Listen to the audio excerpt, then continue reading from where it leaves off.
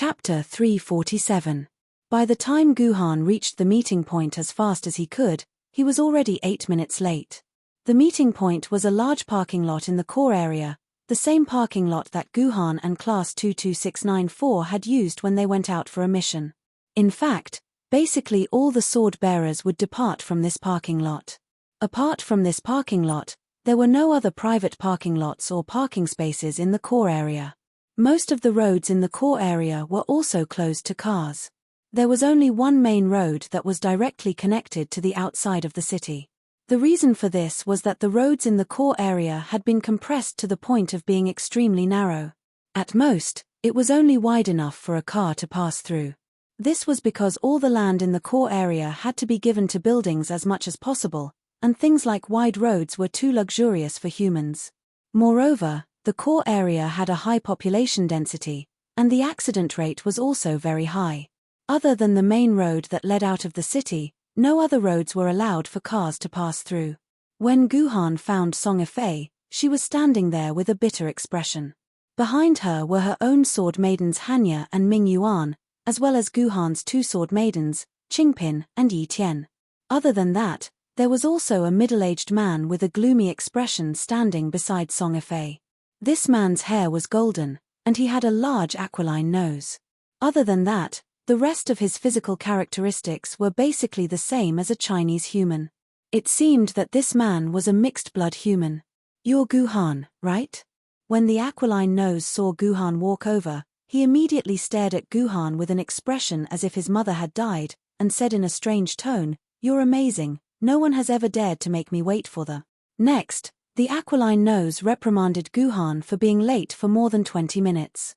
Every reprimand carried a feeling of insult without any profanity.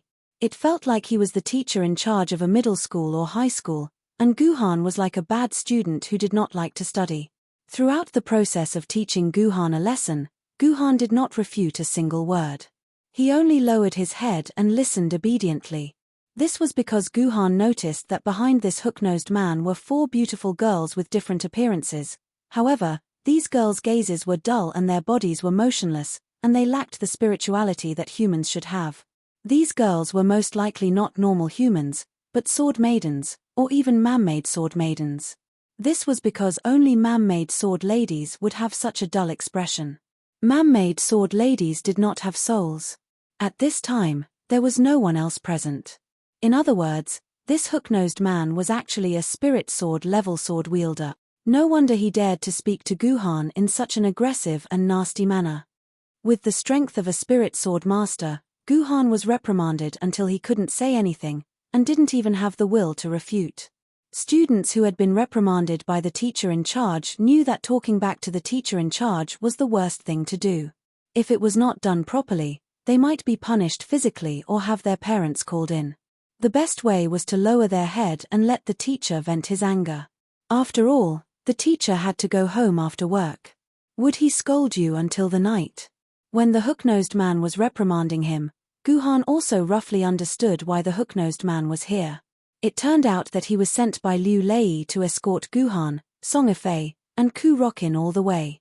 The journey to Changyang Mountain was about 1,600 kilometers. In this 1,600 kilometers, except for a few beacon towers near Yuzhong, there were no other traces of human activity. This way, they would pass through the territory of Yuan Ku, and there was no lack of some powerful nether-level or meteor-level Yuan Ku's territory. If they were unlucky, it was not impossible to encounter a universe-level Yuan Ku. If Guhan and the other 2 sword-bearers were alone, the probability of them coming back alive was estimated to be less than 20%. Guhan and Song Fei were the elites of Yuzhong City, and they were talents with great potential who might take over the position of Liu Lei and Daolis Immortal Sword in the future. They were completely different from ordinary sword-bearers. It was impossible for the 2 sword immortals to let them take such a big risk. Therefore, the 2 simply assigned a spirit sword level sword-bearer, which was this hook-nosed man, to accompany Guhan and the other 2 to Changyang Mountain. With the protection of a spirit sword level sword-bearer, and 2 immortal sword level sword-bearers who could cross the void to save their lives at any time, the safety of Guhan and the others should still be guaranteed. However, This hook-nosed man seemed to be a little dissatisfied with being assigned such a task. Come to think of it, he, a dignified spirit sword level swordbearer, was actually assigned to protect the safety of a few swordbearers at the treasure sword level. In particular, Liu Lei had specifically told him that the 3 swordbearers were the future of Yuzhang City. This made the hook-nosed man even more unhappy. Why didn't anyone tell him that he was the future of Yuzhang City when he was still a swordbearer? When he was risking his life, why didn't anyone arrange for a spirit sword level swordbearer to protect him? Although he was full of complaints, the hook-nosed man could not refuse the task assigned by the sword immortals, so he could only pinch his nose and agree. On the other hand, he vented his anger on Guhan. Who asked Guhan to be late? Fortunately, someone soon rescued Guhan from the abyss of suffering. Ku Rokin with a red sun slowly walked over. He came alone, and there was no sword Maiden behind him. However, there were 2 swords in the 2 scabbards on his back. It seemed that he did not release his sword Maiden, unlike Guhan and Song Efei. Lu Ren, when will you change your temper? The hook-nosed man frowned and reprimanded. Although he was half an hour later than Guhan, the hook-nosed man's attitude towards Ku Rokin was much better. After all, he was the son of Zhu Wudao, the son of the chairman of the Yuzhang City Sword Committee. Let's talk about it after you change your bad temper. Ku Rokin had no respect for the hook-nosed man. He looked at him as if he was looking at a passerby. This was a great insult to a spirit sword level swordbearer. According to the etiquette between swordbearers, the lower-level swordbearer must maintain respect for the higher-level swordbearer, unless the lower-level swordbearer was much older than the higher-level swordbearer. Ku Rokin, you. The hook-nosed man's face turned red, and he was ready to start educating Ku Rokin to let him know how powerful he was. Hawk, if you dare to say a word of nonsense to me, I'll leave now and let that old fart Zhu Wudao find a 3rd person to go to this Chongyang mountain. I, Ku Rokin, will never step out of Yuzhang City even if I die. Ku Rokin seemed to have guessed that the hook-nosed man was going to start lecturing him, so he simply threw a cold sentence at him. The hook-nosed man was so angry that his face looked as if he had eaten dozens of Mexican chili peppers, but in the end, he couldn't say a word. Before he came, Zhu Wudao specifically told him to take good care of Ku Rokin and that Ku Rokin must reach Chongyang Mountain. When the hook-nosed man was young, he received a lot of care from Zhu Wudao, so he couldn't refuse Zhu Wudao's request. For the hook-nosed man, Ku Rokin was like a hot potato, like his ancestor. What an idiotic idiot. Guhan, who saw all this, sneered in his heart. He also had some speculations about Ku Rokin's mentality. This Zhu Luren was obviously a guy who had rebelled to the extreme under Zhu Wudao's protection. Perhaps because his parents had neglected to take care of him when he was young, he had developed hatred for his parents and was filled with rebelliousness. With a little bit of strength, he felt that the world owed him something, that this world was not the world he wanted, and so on. He even deliberately talked back to some elders and went against some powerful people, thinking that it was cool and different, like a hero who could get rid of the control and shadow of his parents. In reality, he was still a piece of trash who lived under the shadow of his parents' power. If his father was not Zhu Wudao, the hook-nosed man would have kicked this idiot away. Hearing Ku Rokin's tone, Guhan wanted to kick him away. This kind of person was the biggest headache for a team. He would often not listen to orders and do inexplicable things, then put the whole team in danger. All the plots in the stories were like this. In fact, Guhan's premonition was very accurate. All of you, get in the car. We're leaving. The hook-nosed man, who was also the eagle cat that Ku Rokin called, and whose official title was the Eagle Cat Sword Spirit, tapped on his personal terminal, and the ground opened up. After a series of complicated mechanical movements, a hovercraft the size of a large bus rose from the ground. This was the vehicle that Ji Yuhan and Song Efei would use to travel to Chongyang Mountain. A hovercraft that looked like a bus was specially designed for long-distance team travel and battles. It could travel more than 10,000 kilometers with a full fuel charge.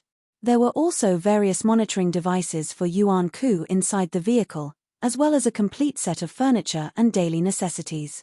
It looked like a caravan before the apocalypse, but in terms of exquisiteness, it was far better than a caravan. The hovercraft stopped on the ground, and the Eagle Cat Sword Spirit directed Ku Rokin, Guhan, and the others to enter the caravan. There were 5 rooms in the caravan, and the room near the front of the car, which included the driver's seat, was the largest and best. Naturally, this was Eagle Cat's room. Ku Rokin was the first to jump into the caravan, and directly took the room at the back of the caravan. This room was the second largest room, and according to traditional etiquette, this room should be given to a girl like Song Ifei. However, Ku Rokin obviously did not have such awareness, and naturally took the room. Song Ifei chose the room near the front of the car. Helplessly, Guhan could only be placed between Song Ifei and Ku Rokin. Song Ifei was probably disgusted with Ku Rokin, which was why she did not want to be placed next to his room. Eagle Cat did not delay, and after everyone had boarded, the hovercraft began to move. At this time, Guhan knocked on Eagle Cat's door. "What's the matter?" Eagle Cat opened the door unhappily, and saw Guhan carrying Jiu Yun at the door. "Senior Eagle Cat, my sister is just a normal human. She got lost just now, and I was late because I was looking for her. So, you're here to tell me that I shouldn't have criticized you just now?" Eagle Cat lit up a cigarette, and took a deep puff. "No, Senior Eagle Cat's teachings are all correct, and I have no reason to waste everyone's time. I'm here to find Senior Eagle Cat, so you can stop the car at the 3rd junction. It's very close to my house, and I want to let my sister go home. She's just a normal human, and she can't go with us." "Oh." Eagle Cat Sword Spirit blew out a ring of smoke, and blew it all on Guhan's face. "No, go away." Chapter 348. In that case, Xiaoxi's chest was seen by that man. In a super large room, 9 girls of different styles were fooling around. They formed a circle and surrounded Sister Shi, desperately asking her about what had just happened. "That's right. You guys don't know this, but not only Sister Shi's chest, even her legs were touched by that man." The pair yellow Konoha Minomi went to Tojo-shi's side and hugged one of her thighs. Then, she happily rubbed herself against Tojo-shi's stockinged thighs and said with an intoxicated expression, just like this, "There's more, there's more." Den and Mickey also joined in the fun. She grabbed one of Tojo-shi's feet and touched her ankle. Then, she raised her hand. Clang. That man pulled out a dagger. "You guys." Although there were 2 girls desperately trying to grope her, Tojo-shi did not seem to be disgusted. Instead, she looked like she was enjoying it. "All right, you two, let go of Xiaoxi." A blonde Russian girl, Is Eri, separated Konoha Minomi and Denon Mickey and rescued Tojo-shi, who still wanted more. Is Eri lived up to her name as the most prestigious person in the group. With just a word from her, the other 8 girls all obeyed her orders. "This matter is not a joke. Our Xiaoxi was indeed molested by a pervert. I think we should immediately report this to the police and let them handle this matter. We can't let Xiaoxi suffer such grievances." That's right. We must teach that pervert a lesson." The girls began to reprimand the pervert, Jiu Han, and expressed their determination to fight against Jiu Han's evil influence. They wanted to avenge Higo Hiroshi, who had been molested. "No, we can't call the police." Everyone expressed their agreement. Only the victim, Tojo-shi, firmly refused. As the brains and demon king of Muse's group, Tojo-shi was always the most rational girl in the group. She knew how to take care of her younger sisters. "Everyone, listen to me. Although Muse has gained some fame in recent years, any idol group can't afford to be hurt by a scandal. If we report this to the police, then it will definitely be leaked. At that time, no matter if we are wronged or not, Muse will suffer a lot of pressure and losses. So we can't do this. We can't report this to the police, and we can't let the media know about this. God knows how the unscrupulous media will turn this into." Tojo Kiki's words made a lot of sense. That was how the media worked. Good friends drinking tea could be made up into a secret relationship. Quarreling meant severing ties. Unfollowing someone on Weibo meant that a divorce was imminent. In short, no matter what the media said, if you didn't feed them with public relations beforehand, all sorts of irresponsible news would make you vomit blood. Even if it was proven that what they said was wrong, they would still argue that this was freedom of the press and that it was none of their business. Then what should we do? Are we going to let Xiaoxi be wronged? I won't do it. We can't let Xiaoxi be wronged.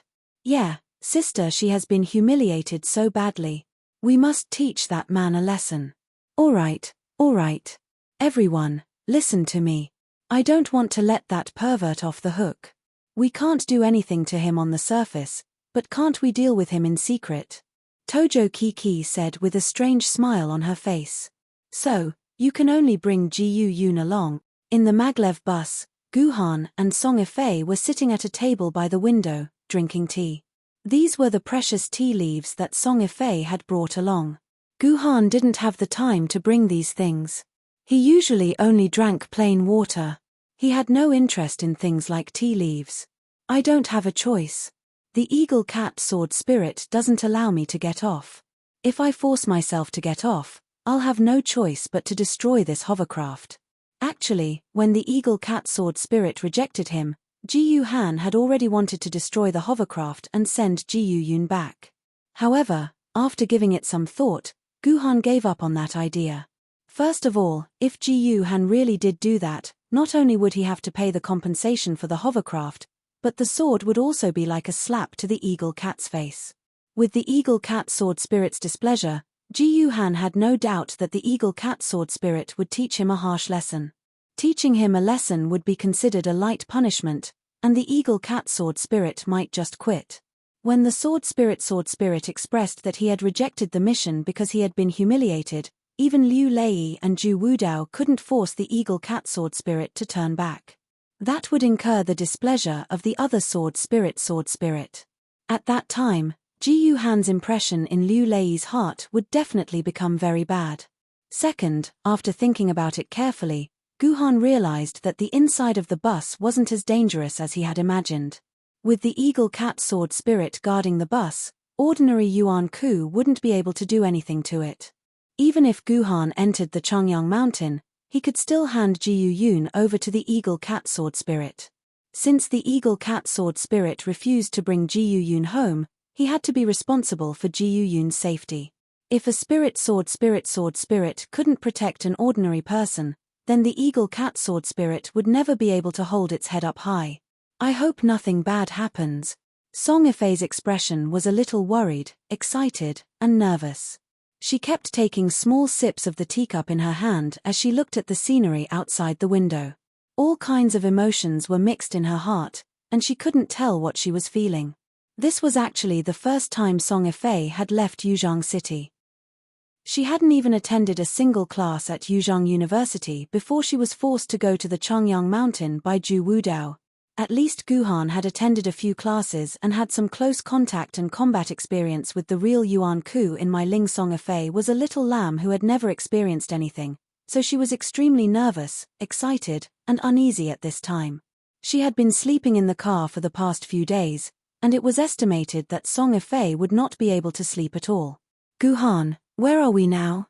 Have we left the absolute safety zone of Yuzhong City? Song Ifei asked curiously as she looked at the fast-moving scenery outside the window. We should be out of the absolute safety zone. Guhan carefully observed the scenery outside. The originally endless fields of wheat had disappeared without a trace, and were replaced by open spaces and diamond-shaped fortresses that appeared from time to time in the open spaces. These fortresses were the beacon towers of Yuzhong City. According to the rules of Yuzhong City, a beacon tower had to be set up every 20 kilometers, and there would be 2 sword bearers and 10 ordinary people stationed in it for a long time. Once they found any abnormalities in the vicinity, the sword bearers in the beacon towers had to respond immediately. If there were only a few Yuan Ku's abnormalities, the sword bearers had to leave the beacon tower and kill all the Yuan Ku's in their area of control. If they found a large number of Yuan Ku's, they had to contact the nearby teams of sword bearers, and at the same time, they had to guard the beacon tower and wait for the sword-bearers to rescue them. If the number of Yuan Hun increased to the point that it could be described as a division, then the members of these beacons would have to report the news to Yuzhong City and the other beacons in the rear. Then, all the members of these beacons would have to immediately leave their own beacons and head for the largest fortress nearby. They would have to defend the fortress and block the Yuan Hun's attack while waiting for Yuzhong City to send out a large number of sword beacons to destroy this division. If the number of Yuan Ku's was even larger, to the extent that they covered the mountains and plains, or even to the extent of a large-scale invasion, all the beacon towers would immediately retreat to Yuzhong City and use the strength of Yuzhong City to defend. Although Yuzhong City had calculated the most detailed plan for the beacon towers to protect the lives of the people in the beacon towers had still become the most dangerous job in Yuzhong City. The sword-bearers working in the beacon towers would always lose their lives due to all kinds of unexpected situations. According to statistics, about 1,000 to 2,000 sword-bearers died in the beacon towers every year. In the 8 cities of the world, there were only about 200,000 sword-bearers. Every year, the number of sword-bearers who died in the beacon towers reached 1% of the total number of sword-bearers. This 1% was not an insignificant number. After all, the average lifespan of a sword-bearer was about 35 years old. 1% multiplied by 35 was 35%. In other words, about 35% of sword-bearers died in the beacon towers. Hence, the beacon towers became the last place sword-bearers wanted to stay. The Sword Council had no choice but to order the sword-bearers who had made mistakes to enter the beacon towers to defend against their crimes. In short, if they could see the beacon towers, it meant that the hovercraft had officially left the absolute safety zone of Yuzhong City and entered a relatively safe zone. After entering this zone, they could see Yuan Ku's at any time. For example, the moment Song Ifei finished speaking, a battle took place in front of Ji Yuhan's eyes. Chapter 349. What appeared outside Guhan's car window was a chase. On one side was a running cheetah, and on the other side were 2 sword-bearers who were running for their lives. Behind the 2 sword-bearers were 2 sword maidens who were attacking the cheetah, trying to slow it down. However, the cheetah looked very strange. It did not have the texture of a normal cheetah's fur. On the contrary, it had a waxy metallic feel to it. It did not look like an animal, but more like a shiny car that had been waxed. Guhan, the 2 sword-bearers are in danger. We have to save them. Song Ifei saw the 2 sword-bearers running for their lives, and immediately stood up, eager to save them. All right, I'll go find Lord Eagle Cat right now. Guhan nodded. Helping each other was the rule of all sword-bearers. Once they saw their companions in danger, they had to draw their swords to help. Although this was not a mandatory rule, on the contrary, it was stated in the rule that if there was a huge disparity in strength between 2 parties, they could ignore the sword-bearers who were running for their lives, and protect their own lives. However, in some cases, the sword-bearers would ignore this rule and draw their swords to help. Only when you help others today, will others help you at other times. Whoosh! The hovering bus suddenly stopped in the next second. It seemed like the Eagle Cat sword spirit had also discovered their companions in danger.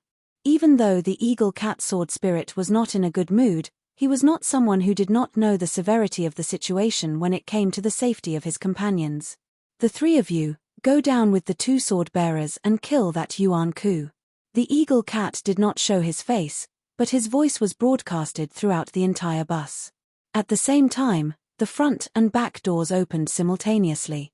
Guhan and Song Ifei looked at each other, and Ming Yuan, Yi Tian, Qingpin, and Hanya, who were in the room, each turned into a ray of light and flew into Guhan and Song Ifei's scabbards. Then, the 2 of them jumped down from the bus door, and faced the 2 sword-bearers who were running for their lives. At this time, the distance between the 2 parties was about 1 kilometer. Before the apocalypse, the world record for running 1 kilometer was set by an African with a time of 2 minutes and 11 seconds. Before the apocalypse, the world record for running 1 kilometer was about 0.2 seconds. This was set by the sky swimmer Jendi, and he had indeed completed this 1 kilometer by running. If he did not run, but used the ability to travel through space or the void, then time would be meaningless. To Jendi, 1 kilometer or 1 kilometer would take the same amount of time. However, Ji Yuhan and Song Ifei did not have the ability to cross the void, so they could only use the traditional method of running to get close to the 2 fugitives. With the physical attributes of the sword ladies, this time was shortened to about 50 seconds. 50 seconds sounded very short, perhaps not even enough time to read a page of a novel, but 50 seconds was very long enough for Yuan Yang to kill an unlucky sword wielder in front of Ji Yuhan. In Yi Wenjun's memory, Today was probably his most unlucky and tragic day. As he was patrolling the beacon tower, he suddenly realized that a dimensional rift was forming not far from the beacon tower. Then, an agile leopard jumped out of this dimensional rift. Tiger-grade Yuan Ku, gold-patterned leopard. This was the Yuan Ku that Yi Wenjun's personal terminal had provided after scanning this leopard. This allowed the treasure-grade Yi Wenjun to completely relax and immediately decide to kill this unlucky tiger-grade Yuan Ku. What a joke! Although Yi Wenjun did not have a great reputation among the treasure-grade swordbearers, he was still a treasure-grade swordbearer. Dealing with the tiger-grade Yuan Ku, who was one grade higher than him, was still a piece of cake. Moreover, Yi Wenjun had another ancient swordbearer by his side.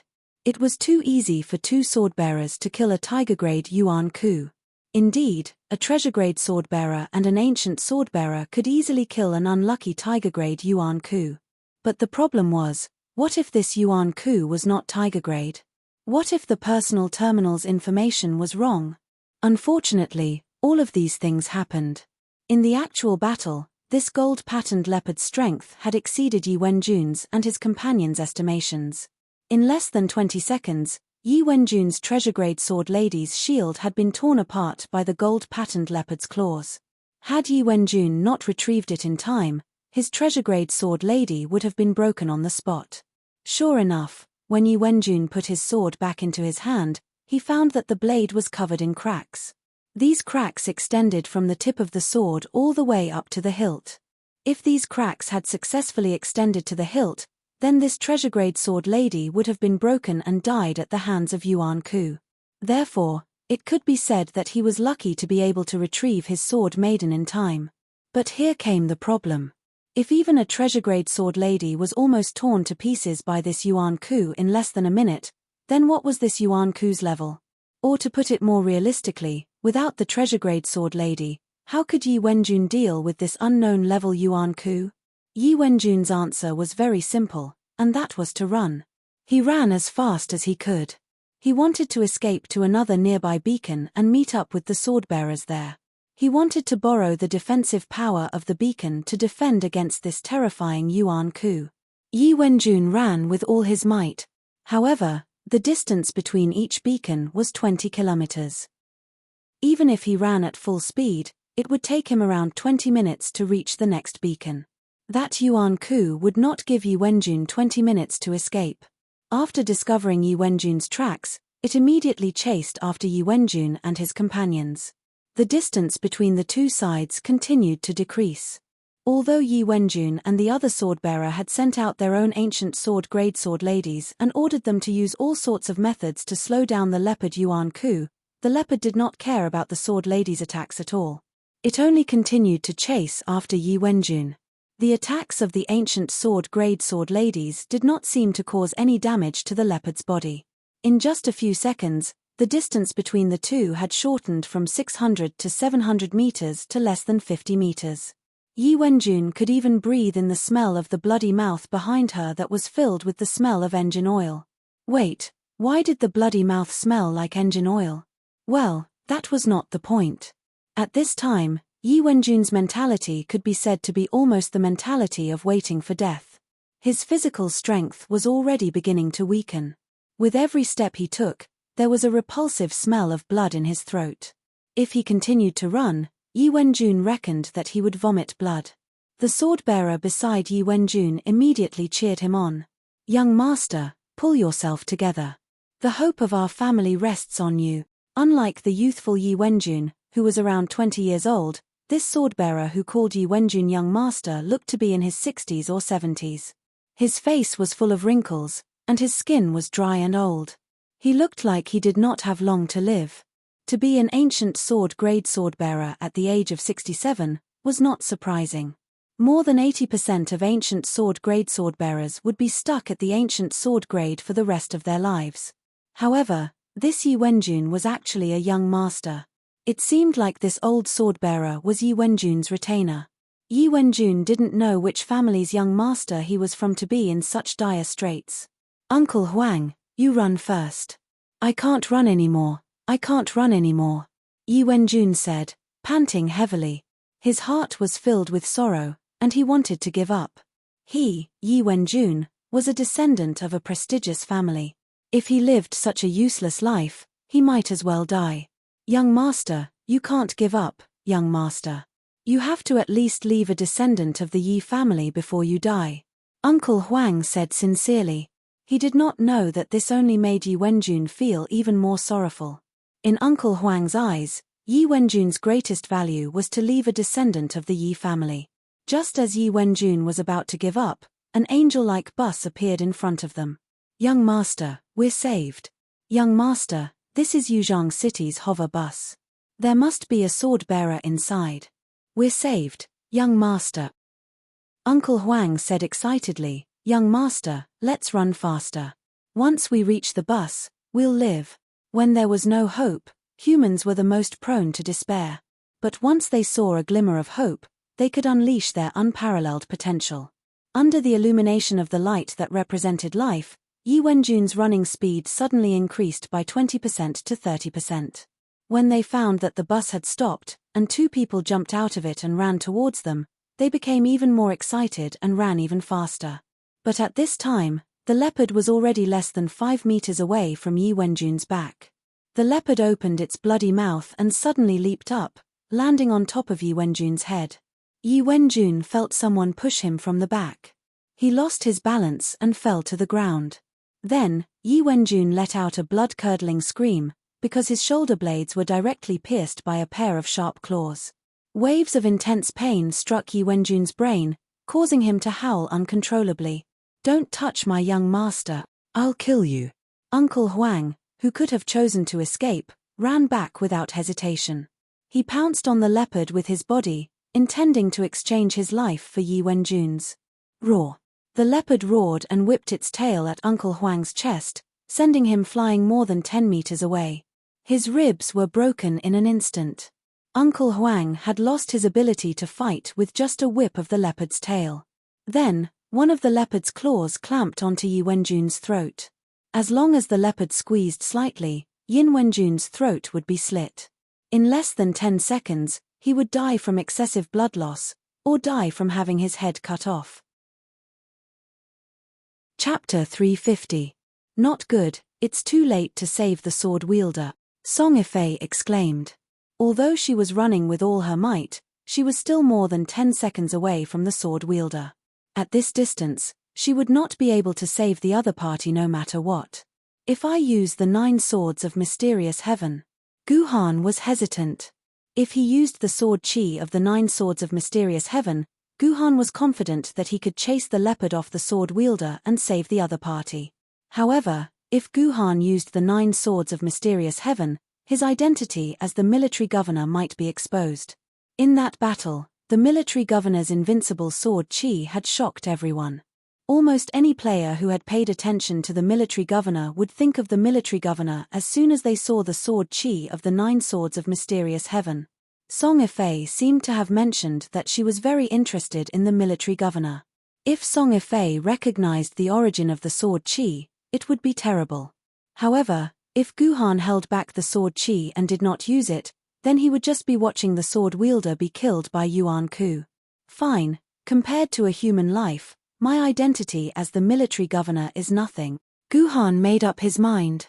He pulled out the heavenly sword and was about to release the sword chi of the 9 swords of mysterious heaven, sword of the abyss, to save Yi Wenjun from danger. In the blink of an eye, just as Ji Yuhan was about to release his sword chi, Ji Yuhan's hair stood on end.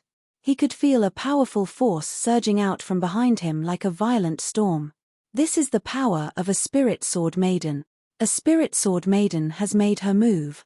Feeling this power, Guhan breathed a sigh of relief and instantly gave up on the idea of using the sword of the abyss. Guhan had almost forgotten that there was a spirit sword maiden behind him. At this time, it was obvious that he and the others would not be able to save the sword wielder in time, so the eagle cat sword spirit could only save the life of the sword wielder himself.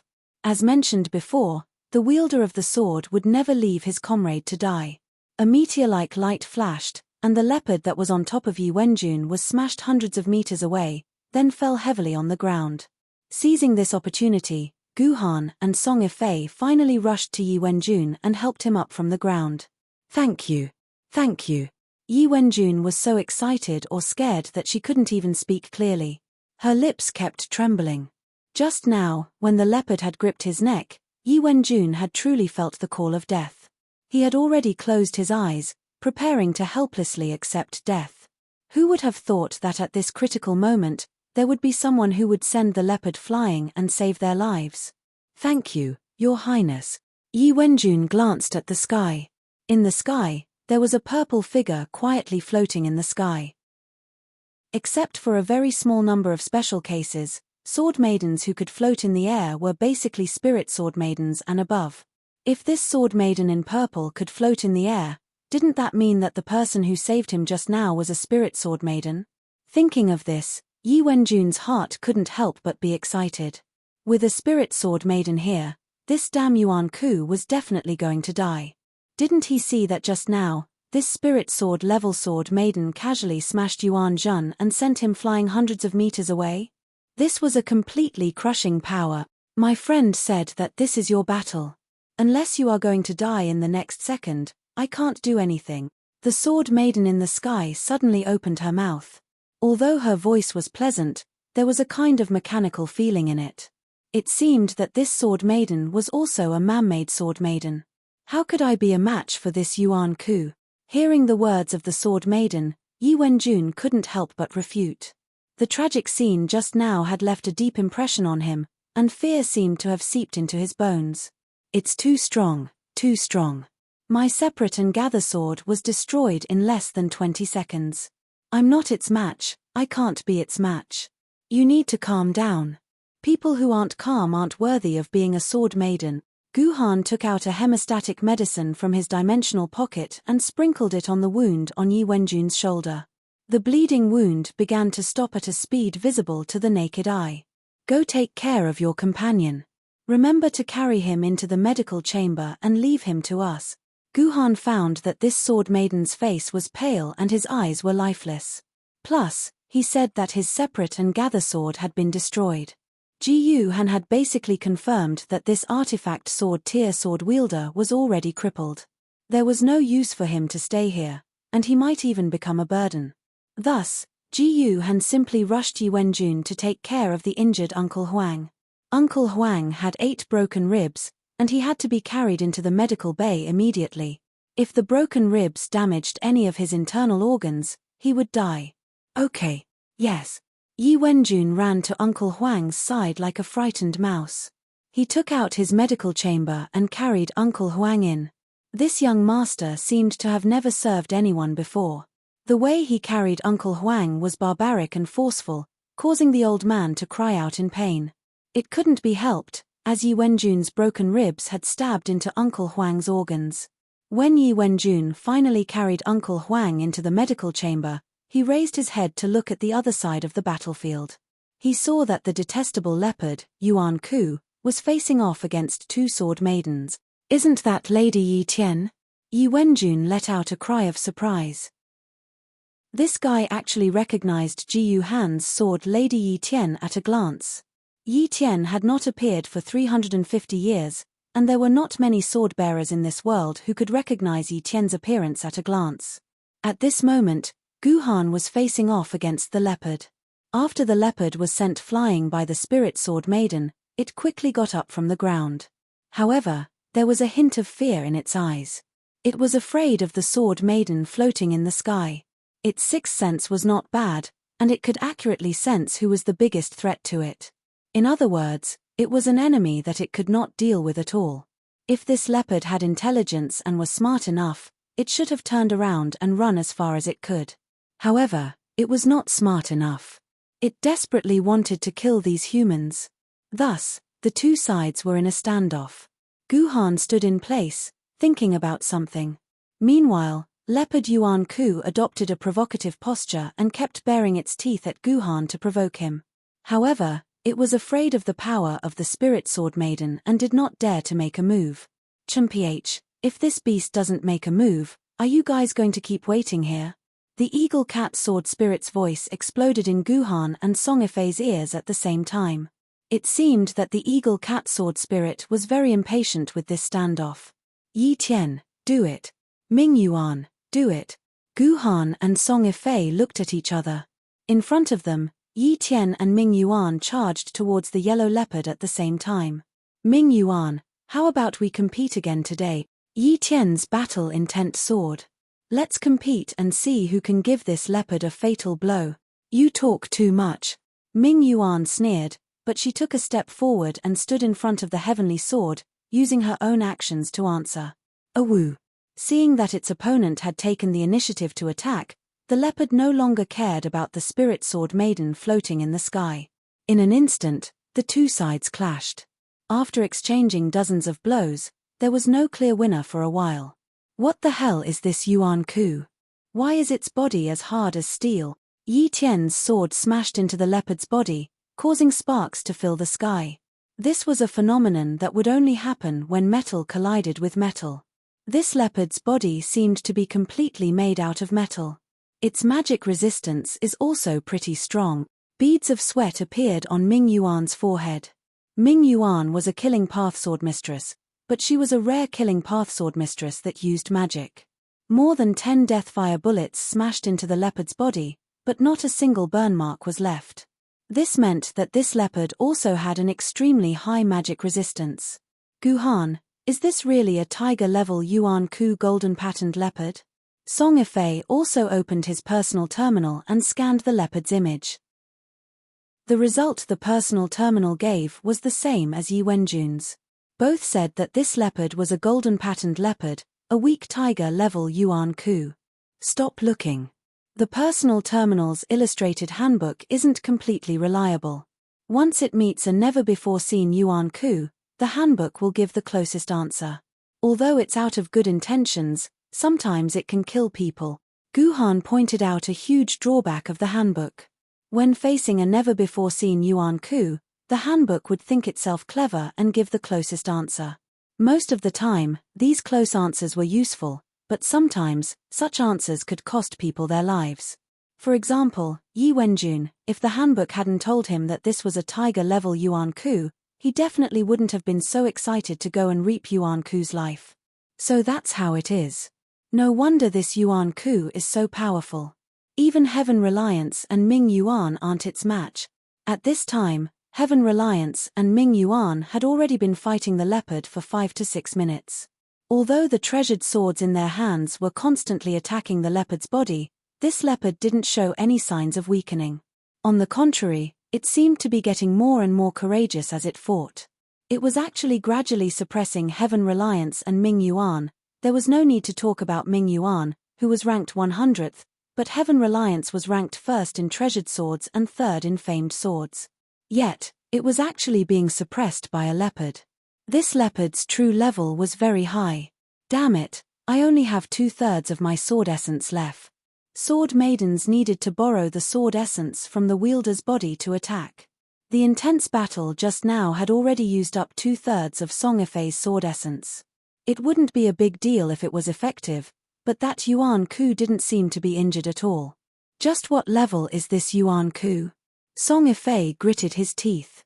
And that Ku Rokin, why hasn't he come out to fight yet? This leopard is a Yuan Ku that has never appeared before, right? At the very least, it has the strength of a dragon-level Yuan Ku. We should be able to get some clues as to what kind of trash the two sword immortals are recommending. The eagle cat sword spirit, who was hovering in the bus, silently watched the battle in the distance. He was filled with anticipation to find out exactly how strong Gu Han and Song Yifei were. As for Ku Rokin, the eagle cat sword spirit didn't know how to deal with him. He was a sour and stubborn old fox. Chapter 351. F***ck. This heroine is about to die of depression. Indeed, just like what Yi Tian said, she was about to die of depression. This damned Yuan Ku was at least at the level of a dragon-level Yuan Ku. Yi Tian's attacks couldn't even break through the defense of this Yuan Ku. All she could do was continuously strike sparks on the opponent's body. If it wasn't for Yi Tian's outstanding movement technique, this leopard's claws wouldn't be able to touch Yi Tian's body. Yi Tian's shield would have been broken long ago. Yi Tian, calm down. Every Yuan puppet has its own weakness. You have to find it. Ji Yu Han, who was commanding the Yuan puppet through the sword mark, said calmly. It's easy for you to say that. Why don't you find this heroine's weakness? Yi Tian snappily replied to Gu Han, I've even stabbed this thing's buttocks a few times. Where else do you want me to find its weakness? Alright, it seemed that Yi Tian was really going all out. Since she was forced to stab Yuan Ku's buttocks, it seemed that this Yuan Ku's weakness was really easy to find. It would be great if I could find out this Yuan Ku's true origin. Gu Han silently pondered. As long as he could find out this Yuan Ku's origin, he might be able to find this Yuan Ku's weakness. Unfortunately, his personal terminal still gave him the answer that it was a golden patterned leopard. If Yi Tian could still contend with this Yuan Ku because of her sword technique and movement technique, then on the other side, Ming Yuan's situation wasn't so good. She was a mage-type sword maiden. Her physical fitness was originally not as good as Yi Tian's. After fighting with this Yuan Ku for a while, this Yuan Ku naturally discovered that Ming Yuan was a soft persimmon that was easy to bully. As a result, Yuan Ku relied on his defensive abilities to ignore Heavenly Reliance's attacks and focus all of his power on Ming Yuan. This caused Ming Yuan to be flustered. Although Ming Yuan's swordsmanship wasn't bad, she couldn't completely dodge Yuan Ku's attacks like the Heavenly Sword. In just over a minute, she had taken quite a few of the leopard's attacks. After swaying for a while, her shield had lost about 20% of its energy. As a matter of fact, if it wasn't for Yi Tian's help from time to time, Ming Yuan might have suffered even more damage. Smelly blackbird, get the hell back to where you belong, where you used to be. You're a long-range sword maiden, yet you're running over here to fight in close combat. What do you think you're doing? Seeing that Ming Yuan had suffered quite a bit of damage, Yi Tian was somewhat irritated and distressed. It was hard to tell that although Yi Tian and Ming Yuan were used to bickering, fighting, and competing with each other, their relationship was unexpectedly good. With Yi Tian's stinky personality, it was really strange that he had friends. However, some interesting information could be gleaned from their conversation. For example, Yi Tian and Ming Yuan had actually been teammates in the past, and had even fought together in the past. Just like a six-man party in a dungeon, they each had their own positions. Help me stall for a while. I'll treat that damned Yuan Ku to a meal of leopard meat barbecue. Ming Yuan hesitated for a moment. She was somewhat helpless, but also somewhat excited, as she accepted Yi Tian's suggestion. She took a few steps back, maintaining a distance of a dozen or so meters from Yuan Ku. Then, she pointed her sword towards the sky and muttered something. She looked like a Daoist priest preparing to cast a spell to exorcise a ghost. The only difference was that the Daoist priest's peachwood swords were burning with talismans, whereas the Netherworld Iris sword's blade was burning with a pitch-black flame. The flame was so black that it seemed as though it could devour all the light in the surroundings. What skill is that? Gu Han didn't know much about Ming Yuan's sword, so he didn't know what kind of skill it was going to use. However, judging from Ming Yuan's posture and the 10 seconds of channeling time, Gu Han knew that Ming Yuan was about to unleash her ultimate skill. Sure enough, Song Ifei said with a serious expression, this is Ming Yuan's ultimate skill, Soul Ignition with Netherfire. It can only be used when using a large amount of sword chi and when the durability of the user's body is greatly reduced. It can summon a ball of netherfire that can cause indefensible damage to Yuan Ku's body and attack Yuan Ku. It's a very powerful skill. My master once said that Ming Yuan Jendi used this skill to defeat all the Ghost class and Soul class Yuan Ku. He even used this skill to kill the Dragon class Yuan Ku. That's why Ming Yuan Jendi is so grateful to Ming Yuan that he even used Ming Yuan's sword as his title. You don't have to tell me so much about it. Gu Han rolled his eyes at Song Ifei. Even swordsmen wouldn't tell each other the details of their sword maiden's skills unless it was a special occasion. Even if swordsmen had a surprising level of trust and friendship between each other, they wouldn't tell anyone else about their sword maiden's skills. It was just like how a husband and wife, or a father and son, had their own secrets. The fact that Song Ifei was able to tell Gu Han everything about Ming Yuan meant that Ming Yuan viewed Gu Han as a trustworthy friend. How strong is the Ming Yuan sword? Gu Han changed the topic. I don't know how strong it is, because it's my first time seeing Ming Yuan use this skill. Normally, I would ask Ming Yuan to show me this move so that I could have a better understanding of her power. However, Ming Yuan wouldn't agree. She said that this is a skill that can't be used in battle. Song Yifei stared at Ming Yuan as she spoke. It was clear that she had never seen Ming Yuan use this skill before. She was also very curious about Ming Yuan's ultimate skill. A skill that even swordsmen don't know how strong it is. Ji Yuhan turned his attention back to the netherworld kite sword. The leopard seemed to have sensed something, and was desperately trying to attack the netherworld kite sword. However, the heavenly sword was like a sticky candy that couldn't be shaken off, sticking to Yuan Ku's side. The leopard couldn't get close to Ming Yuan at all. Hey, Ming Yuan, how much longer do you need? This guy is about to break through. The heavenly sword slashed again, forcing Yuan Yang, who was trying to break through the heavenly sword's defensive line, back. However, Yuan Ku relied on his high defense to break through the heavenly sword with brute force. He was only a few meters away from Ming Yuan. Very good. Soon. Now. A black light flashed in Ming Yuan's eyes. The black flame on the Ming Yuan sword rapidly grew to the size of a basketball. Then, it silently flew from the Ming Yuan Ku's sword and flew towards the leopard, Yuan Ku. Awoo! The leopard roared. It could feel the danger of the black flame. It leaped backwards to break away from the heavenly sword. It looked at the flame flying towards it with vigilance. When the flame was only a few meters away from Yuan Ku, the leopard let out a low growl and jumped perpendicular to the left of the black flame. In an instant, it escaped from the flame's attack path. The flying speed of the flame was too slow. Even a 3-year-old child could easily dodge it. However, what the leopard, Yuan Ku, didn't expect was that the flame turned as it jumped and directly entered Yuan Ku's brain. At the moment when the flame entered its brain, the leopard was a little afraid. It felt that the flame would definitely set its body on fire. However, it didn't expect that after the flame entered its body, there would be nothing else. It didn't feel that it had suffered any harm. Nothing had happened. Are you lying to me? The leopard, Yuan Ku, felt that its intelligence had been insulted. Anger rushed to its head. It pounced towards the heavenly sword again, intending to kill these two sword maidens who made it lose face. Heavenly sword, I'll leave this to you. I need to rest for 10 minutes. Ming Yuan, who had used her ultimate skill, collapsed. She turned into a stream of light and flew back into Song Yifei's scabbard. It seemed that this skill had indeed consumed a lot of Ming Yuan's energy. She had no choice but to return to the scabbard to rest.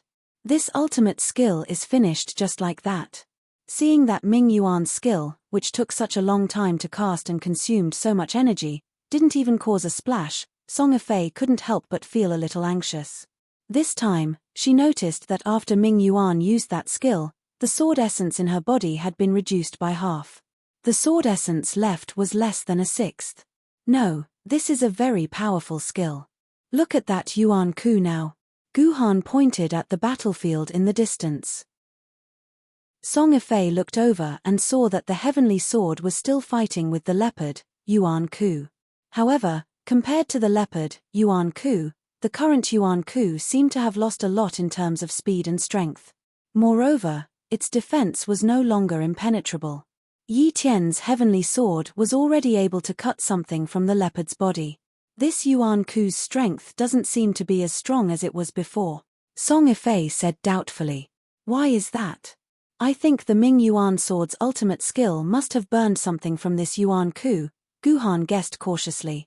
Hey, what did the Ming Yuan sword burn? You've already guessed it, haven't you? Song Yifei immediately asked Guhan. This. Guhan didn't know if he should answer. If he told Song Yifei, wouldn't Song Yifei be embarrassed? She was the sword lady, but someone else had to tell her about the skill. It was too embarrassing. My ultimate skill didn't burn Yuan Ku's body, but his soul. In the scabbard, Ming Yuan couldn't stand Song Yifei's incessant questions. Perhaps Song Yifei didn't think it was embarrassing to ask Ji Yuhan, but Ming Yuan really did. My soul-burning hellfire can burn Yuan Ku's soul. Unless my body is destroyed, the hellfire will burn forever. As long as it lasts long enough, his soul will be burned to ashes by my hellfire. The Ming Yuan sword said proudly. What a powerful skill. Song Yifei had never imagined that his sword Maiden's skill would actually be so powerful. At this time, he looked at the battlefield between Yi Tian and Yuan Zhen. That leopard Yuan Zhen's ear had already been chopped off by Yi Tian. The ear that was chopped off was constantly flashing with blue electric light. This leopard's body was actually not made of flesh and blood, but was instead made of machinery. No wonder when Yi Tian's sword chopped down on this leopard's body, sparks would appear. Humans, all of you deserve to die. Suddenly, the leopard spoke in Mandarin. In the next second, its body began a series of complicated changes. In the end, it turned into a humanoid robot with a huge axe and rifle. Leopard Commander, transform. The leopard was a transformer that could transform. So it's a transformer. Guhan's aura changed when he saw Yuan Ku transform. His entire body was burning with a terrifying killing intent. Transformers, all of you deserve to die. Chapter 352. You're saying that this Yuan Ku is a transformer? Song Yifei looked at Yuan Ku, who had transformed into a leopard, in disbelief. That's impossible. I heard that the first form of a transformer is something like a car, an airplane, or a ship, right? I've never heard of a transformer in the form of an animal. Even those mechanical dinosaurs were monsters made of metal, but this transformer's leopard form is exactly the same as the real thing. It's completely different from those transformers. No, they are transformers. I can smell the disgusting, rotten smell of engine oil on their bodies from a kilometer away. Guhan's voice was so cold that it seemed to be able to freeze one's soul. Song Yifei looked at Guhan in surprise. She had never felt such hatred from Guhan. It was as if the enemy in front of them was the enemy who killed Guhan's father. In fact, the transformer in front of them could indeed be called the enemy who killed Guhan's father. This was because the one who broke into the shelter that Guhan and his parents were in and stomped Guhan's parents into meat paste was the leader of the Transformer faction, Optimus Prime. Therefore, when Guhan found out that Yuan Ku was a Transformer, he showed such deep hatred. To Guhan, Transformers were the source of all his hatred. Perhaps in the future, Guhan could let go of a portion of Yuan Ku and not kill him. However, Guhan had to kill all the Transformers, leaving none alive. Yi Tian, come back. Guhan's calm voice, like a cold wind, was transmitted to Yi Tian's ears through the sword mark. What kind of joke is this? This opponent belongs to this female hero. As long as this female hero uses her ultimate move, this Yuan Ku will. Before Yi Tian could finish her sentence, she turned into a ray of light and flew back into Guhan's hand. Guhan had forced Yi Tian to return to his sword because he wanted to personally deal with this transformer. Guhan, you're crazy. We've agreed that you can't force me to do anything. Yi Tian roared at Guhan madly through the sword mark. She was a person with an extremely free personality. What she couldn't accept the most was someone trying to force her to do something. Even if the other party was her sword wielder, Yi Tian still had to refuse. She wanted to fight according to her own way of thinking. Yi Tian, I'll let you scold me all you want when we get back, but right now, please allow me to do something that I must do. Let me kill this Yuan Ku with my own hands. Guhan said to Yi Tian through the sword mark. His words contained such a deep sorrow that even Yi Tian, who had been roaring all this time, quietened down. Is it very important to you to kill this Yuan Ku with your own hands? Yi Tian asked in a deep voice. It's very important. If I can't kill him with my own hands, I will never be able to forgive myself.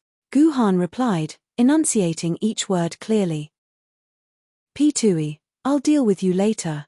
Yi Tian spat and didn't say anything else. It was obvious that she had tacitly agreed with Guhan's actions.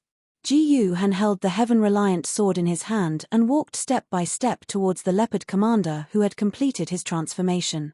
Guhan, what are you doing? Song Yifei was shocked when she saw Guhan suddenly put away the sword and walk away from her side towards Yuan Ku. She couldn't understand what Guhan was trying to do. Don't mind this man, Yifei. Ming Yuan said meaningfully, to be able to become Yi Tian's master, this man is hiding a lot more than you can imagine. Just wait and see, he will come back safe and sound. Why did this sword wielder take back his sword Maiden? His sword Maiden clearly didn't receive any damage. Yi Wenjun looked at Guhan in shock as he walked towards Yuan Ku. Her mouth opened wider and wider. Is he crazy? He's actually walking towards Yuan Ku. Does he think he can fight Yuan Ku with his own body? Yi Wenjun couldn't understand Guhan's actions at all.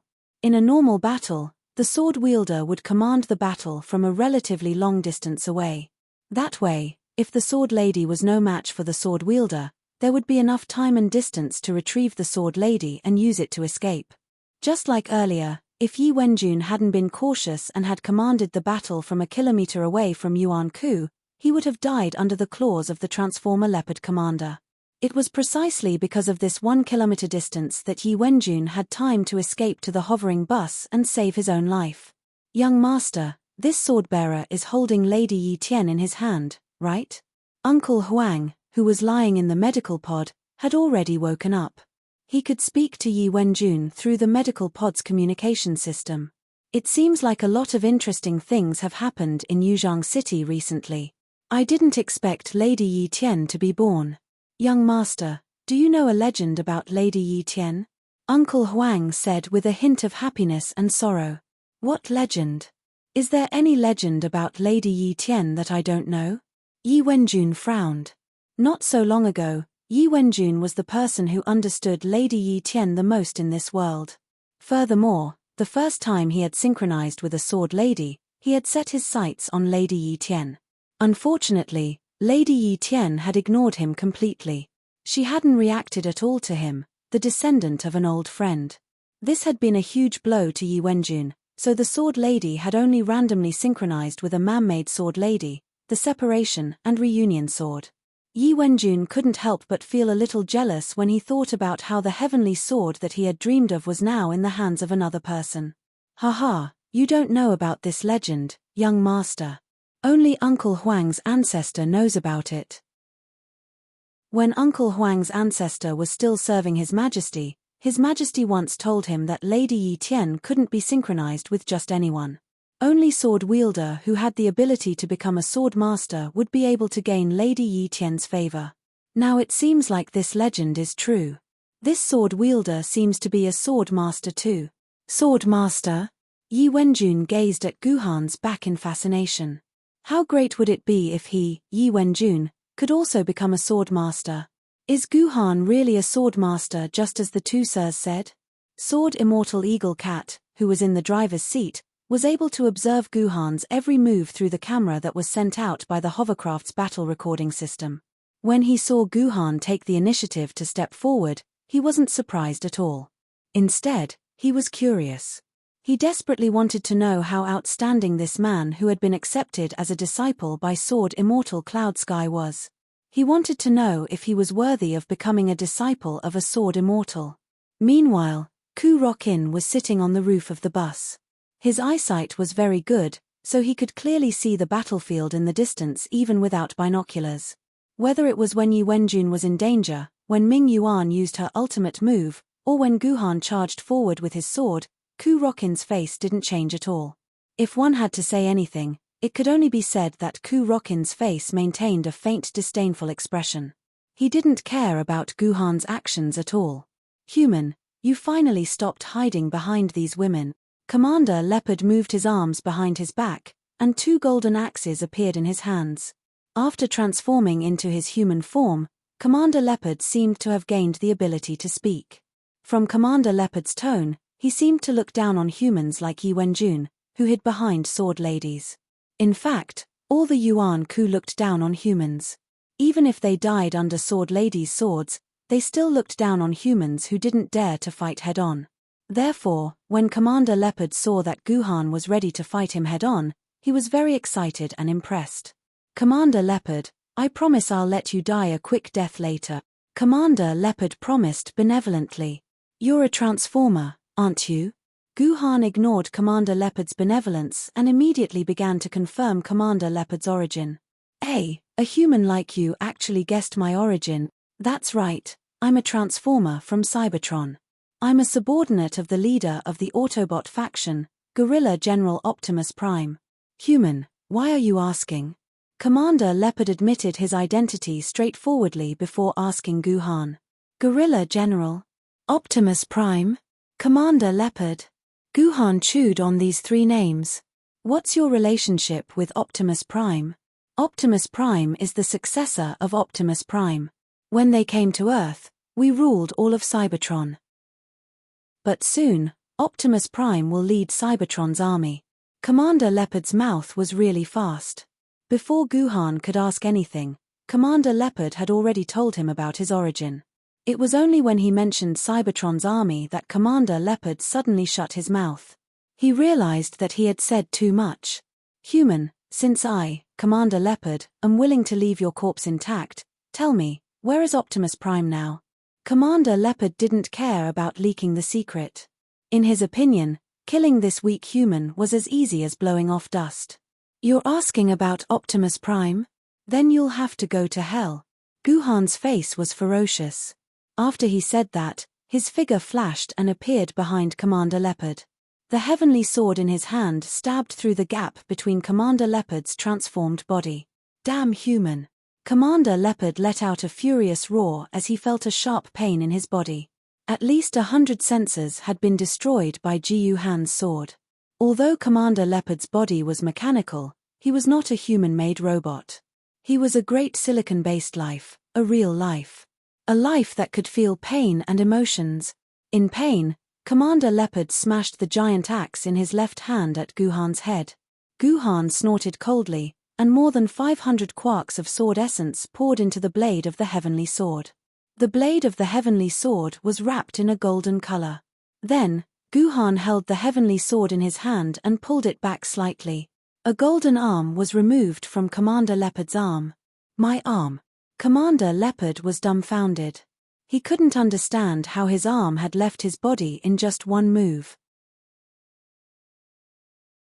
Chapter 353.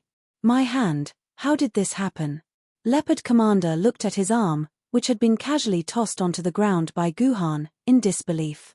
He could not believe that his hand had been chopped off just like that. Song Ifei and Yi Wenjun, who were watching from the side, also expressed their disbelief. Even the eagle cat sword spirit was so shocked that he dropped the glass of water in his hand. How did this happen? He broke the defense of the dragon-level Yuan Ku with just one slash. Not only did he break it, but he also chopped off his arm. Even I couldn't do this when I was at the famed sword tier. The eagle cat sword spirit mumbled to himself. From what he knew, it was impossible for a famed sword lady to chop off the dragon-level Yuan Ku with just one slash, let alone a treasured sword tier wielder. At the same time, Ku Rockin, who was sitting on the roof of the car, was also stunned. He had completely lost his previous calmness. If it was me, would I be able to do it? Ku Rockin asked himself, but Ku Rockin did not answer for a long time. It was unknown whether he did not know the answer, or he was too ashamed to answer the question. I have 900 quarks of sword essence left. Guhan, who had chopped down Leopard Commander, silently calculated the amount of sword essence in his body. Yesterday, Guhan had used the automatic sword essence detector to check his sword essence and found that his sword essence in reality had reached 1,419 quarks. The last time he asked Song Ifei to test his sword essence, it was 1,119 quarks. After completing the hero's Rises from Insignificance dungeon, Tomono Kakaze gave Guhan a bottle of sword essence oral solution with 200 quarks of sword essence. Guhan's sword essence became 1,319 points. In addition to the 10,000 quarks of sword essence pill that Guhan obtained from Yaoguang in the game, Guhan obtained 99 quarks of sword essence in reality through the normal 0.9% conversion rate. Altogether, he had 1,419 quarks of sword essence. Yes, everything seemed normal and in line with the laws of mathematics, but Guhan felt that it was too normal. In fact, it was normal for sword essence in reality to have a 5% deviation from the calculated sword essence in the game. However, this 0% deviation made Guhan very suspicious. Not to mention that Guhan was too paranoid. Ever since the hero's Rises from Insignificance dungeon, Guhan had sensed that there were some strange things around him. Especially the emerald ring on his finger. Guhan could guess that he had far more secrets than he had imagined. Back to the battlefield, there were many reasons why Guhan was able to cut off Leopard Commander's arm with one slash. The first reason was, of course, that Ming Yuan's soul-burning hellfire was still quietly burning Leopard Commander's soul. For Transformers, it was burning the tinder in their bodies. Didn't using hellfire to burn the tinder sound magical? The weakening of the tinder was directly reflected in Leopard Commander's body. His defense began to weaken and become fragile. However, this was not the main reason why Leopard Commander's arm was cut off by Guhan. Even if his defense had declined, it had not broken away from the defense of the Flood Dragon Yuan Ku. This was not a defense that Guhan could easily cut off. The most important reason was that Ji Yuhan had infused 500 quarks of sword essence into Heaven-reliant sword to execute the 9 swords of Black Heaven, Sword Soldier Kill. It was also the ring of golden light that had appeared on Heaven-reliant sword's blade earlier. This was a move used in the 9 swords of Black Heaven to strengthen Sword Maiden's defense. As the number of quarks poured into the sword essence changed, the Sword Maiden's armor-piercing ability kept increasing. Guhan had poured 500 quarks of sword essence into Heavenly Sword, which was equivalent to more than a third of Guhan's sword essence. In addition, Heavenly Sword's material was amazing and its armor-piercing ability was superior. Only then was he able to cut off Leopard Commander's arm. However, if Guhan were to be replaced by someone like Song Afei or Yi Wenjun, they would not be able to cut off Leopard Commander's arm even if they were wielding Heavenly Sword that had 5,000 quarks of sword essence to increase its armor-piercing ability. Guhan's slash looked simple and casual, but it was actually a very ingenious move. Guhan's blade had cut through the gaps between the various armor components on Leopard Commander's body. He had avoided many critical parts that were made of tough alloy, so the blade only needed to cut through about 8% of the armor to cut off Leopard Commander's arm. This was like how Butcher Ding would dismember a cow. Because he was familiar with the cow's body, he could dismember it with ease. However, the strange thing was that Butcher Ding slaughtered cows every day, so he knew the cow's muscles and bones like the back of his hand. That was why he was able to bypass all the parts that were difficult to cut. However, this was Guhan's first time fighting a real Transformer. How did he know the Transformer's body like the back of his hand? My arm. Leopard Commander wailed, and his electronic eyes began to flash with a terrifying blood-red light. Human, I'm going to kill you. Leopard Commander ignored the electric sparks that were constantly coming out of the cut on his arm. He threw the axe in his other hand aside and retracted his palm into his wrist.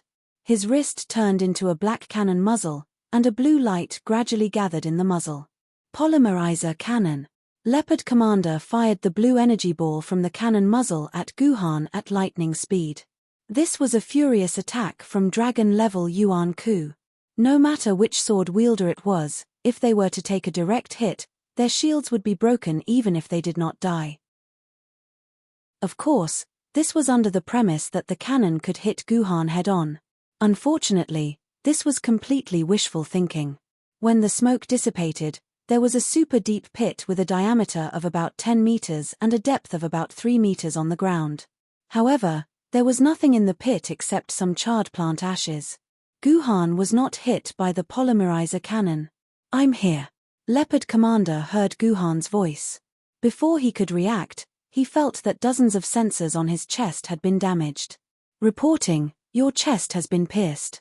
Sensor number 152,858 to 153,012 damaged.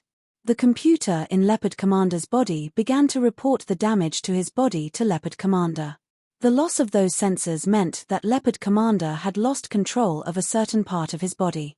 Next, Leopard Commander fully experienced what a human's swordsmanship and footwork was like. This human sword wielder was like a slippery loach, constantly wandering around Leopard Commander. Every time he attacked, he could leave a deep wound on Leopard Commander's body and damage several of his sensors. Leopard Commander could not attack Guhan at all and could only endure Guhan's attacks again and again. Speaking of which, Leopard Commander also used an axe and knew a certain degree of melee skills and axe techniques. However, compared with Guhan's sword energy, Leopard Commander did not even have the courage to take out his axe and fight again. In terms of combat skills, He was on a completely different level from this human. In addition to the axe, Leopard Commander could also use an even more powerful polymerization cannon that could kill this despicable human with one shot. However, Leopard Commander's polymerization cannon could only be fired once every 3 seconds, which meant that Leopard Commander could only attack once every 3 seconds. 3 seconds was enough for Guhan to leave more than a dozen sword marks on Leopard Commander's body. However, Leopard Commander's polymerization cannon could not even touch Guhan's skin. Every time it was fired, Guhan would easily dodge it. It was actually very easy to dodge Leopard Commander's polymerization cannon. As long as one judged the trajectory of the polymerization cannon correctly, one could easily dodge the attack. Guhan's body's reaction speed was always a step faster than Leopard Commander's, so Leopard Commander had no way of hitting Guhan. Human, don't jump around if you have the gut. Leopard Commander's electronic voice began to get irritated from Guhan's beating. After a period of fighting, the sensors in his body had been damaged by Guhan. Once all the sensors in his body were damaged, not just 90%, Leopard Commander would completely lose control of his body. Leopard Commander decided to use his killer move. His polymerization cannon transformed back into the shape of a right palm. Then, a handle popped out from the outside of his right leg. He grabbed the handle with his right hand and pulled it up. A rifle about 1 meter long emerged from his leg. This was Leopard Commander's third weapon after his axe and polymerization cannon. It was also his most powerful weapon, the Gold Leopard rifle. Human, you're dead. Leopard Commander retreated first, using his speed to increase the distance between him and Guhan.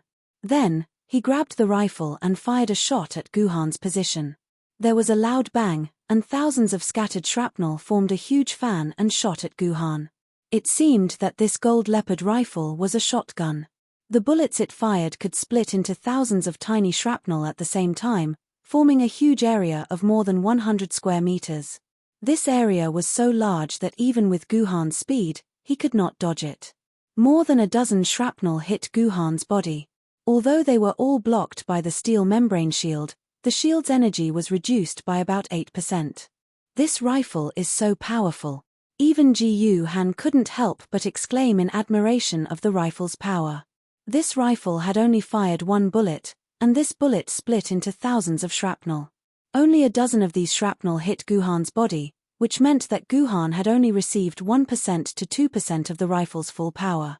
Just 1% to 2% of the damage was enough to make Guhan's steel membrane shield lose 8% of its energy. If Guhan had received the full damage of this rifle head-on, one could imagine Guhan turning into a honeycomb. Ha, fear, human. Fear the power of Leopard Commander. Seeing that his bullet had successfully hit Guhan, Leopard Commander finally laughed happily. Finally, he no longer kept getting misses. He had finally attacked that damned enemy. Very good, your weapon is very powerful. This battle is over. Guhan, who had been hit, suddenly stopped moving. He stood in place and looked at Leopard Commander, as if he had given up resisting. Human, you're very smart. You know that resistance is meaningless. Then, Leopard Commander, I'll leave your corpse intact. No, I'll still cut off one of your arms.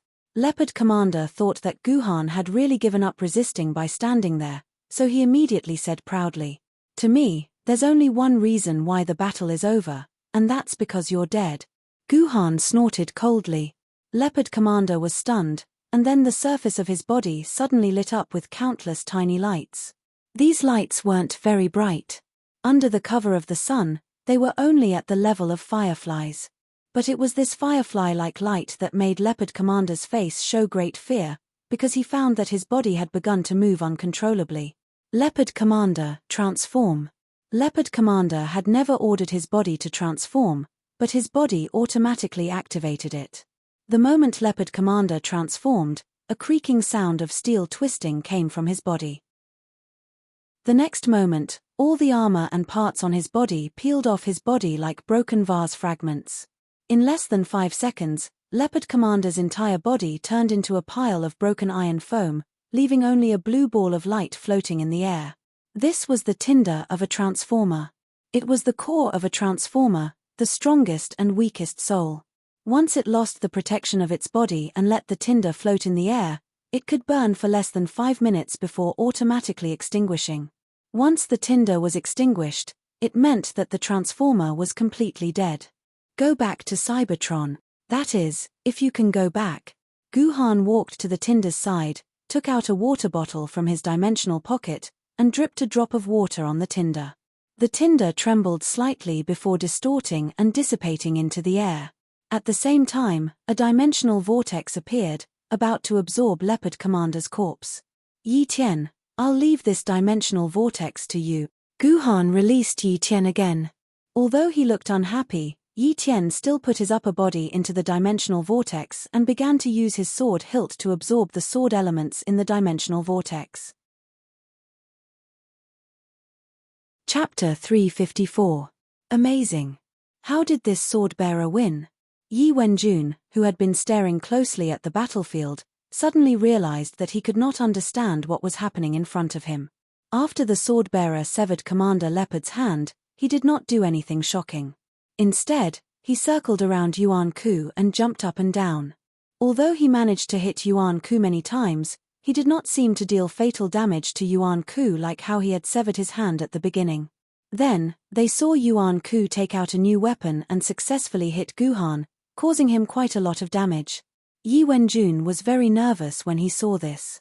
Since Guhan was already injured, he would be continuously injured and eventually die in the hands of Yuan Ku. Just as Yi Wenjun was worried about Guhan and felt that Guhan might die at any time, something magical happened. Yuan Ku's body lit up and turned into a pile of slag. Then, a dimensional vortex appeared and he died completely.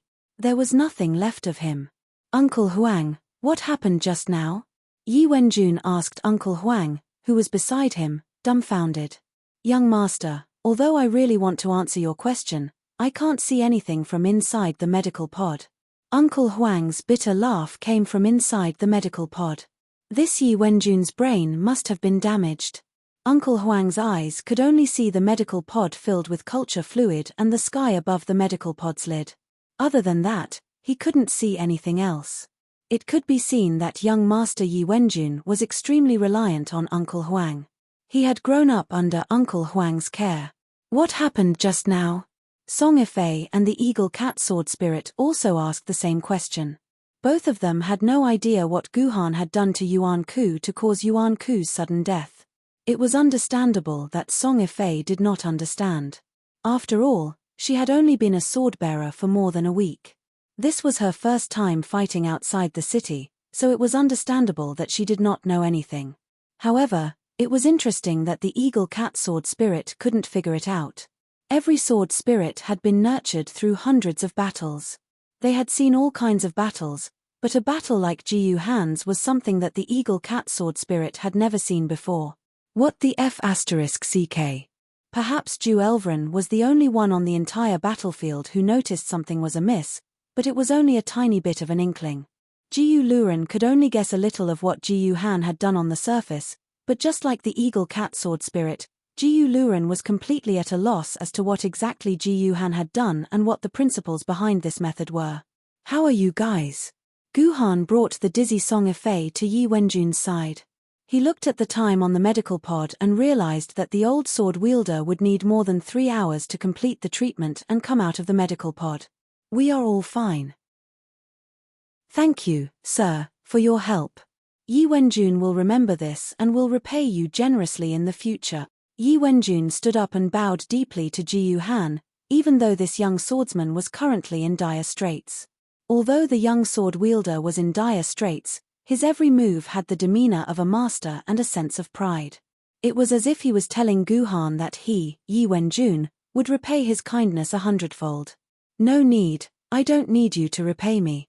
You better take care of yourself. In the future, Guhan would definitely have to save many people. Guhan did not have the time to wait for the people he saved to repay him.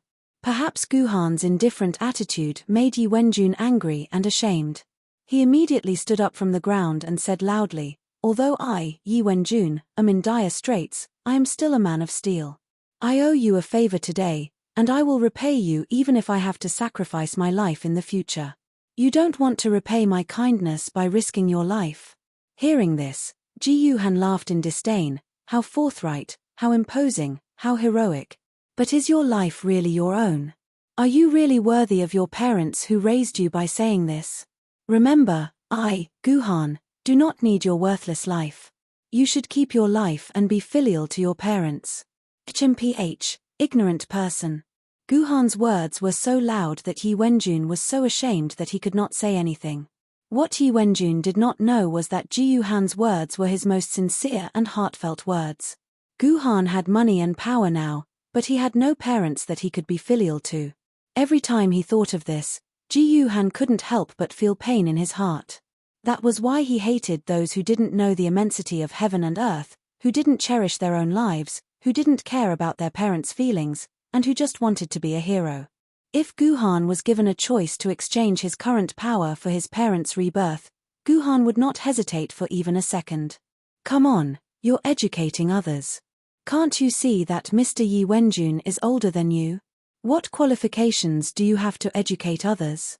Song Yifei seemed to be criticizing Guhan, but the meaning behind his words was something that Song Yifei had to understand himself.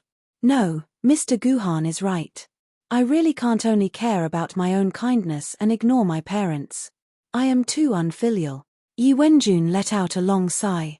His attitude made Guhan look more pleasing to the eye. This guy's character was not bad. At least he could accept criticism.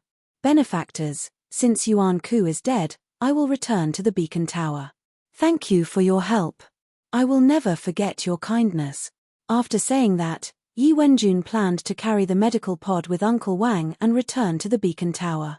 The medical pod itself could be stored in a dimensional pocket, but if there was a person in the medical pod, it would be another matter.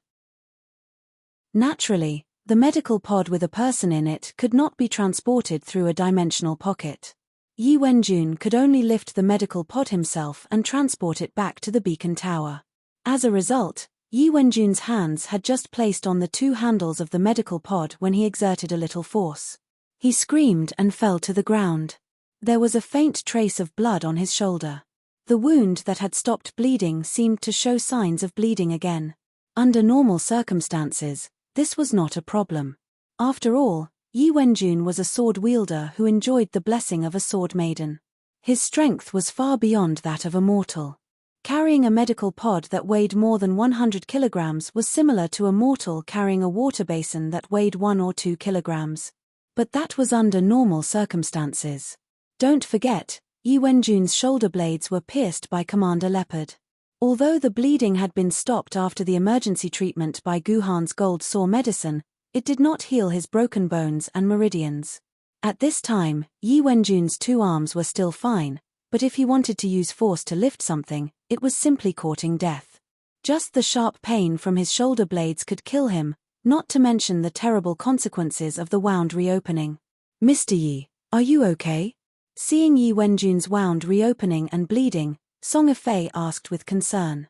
I'm fine. I'll wait here for a few hours until Uncle Huang is cured in the medical pod. Yi Wenjun shook his head repeatedly, indicating that he was fine. You guys go on your way. You guys go first, don't worry about me. All right. Song Yifei did not think much and planned to leave first according to Yi Wenjun's instructions. However, he did not expect to be pulled back by Guhan.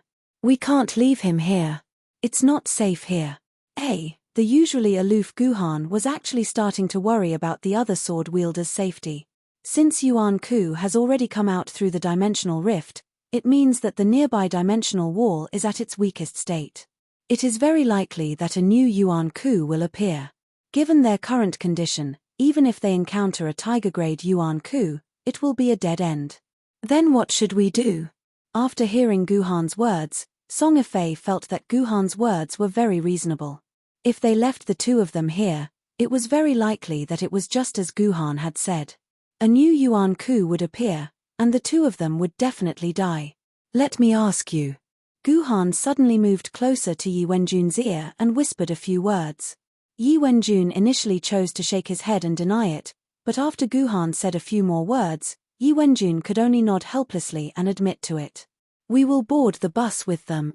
Guhan helped Yi Wenjun up and lifted the medical pod that weighed more than 100 kilograms with one hand.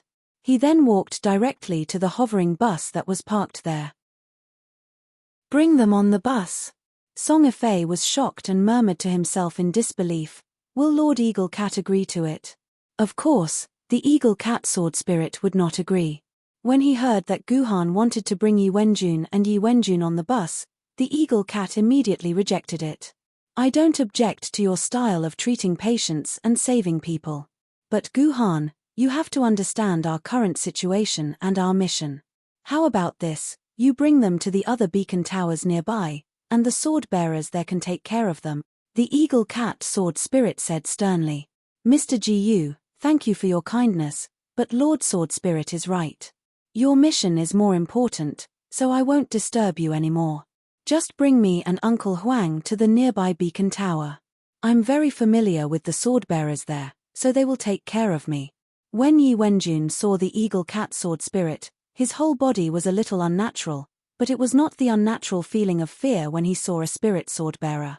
Instead, it was the kind of unnatural feeling that he did not dare to face, as if he was deeply afraid of being recognized by the Eagle Cat sword spirit. No, I feel that it is necessary for me to bring you along, or rather, you should appear in this mission. Guhan smiled indifferently, and then dialed his personal terminal. The person on the other end of the terminal was none other than Guhan's cheap master, Cloudy Sword Celestial Liu Lei. Guhan and Liu Lei did not make any sound during the call, but communicated through the conversion of brainwaves, so the others present could not hear what Guhan was saying, but they were sure that Guhan was indeed communicating with someone.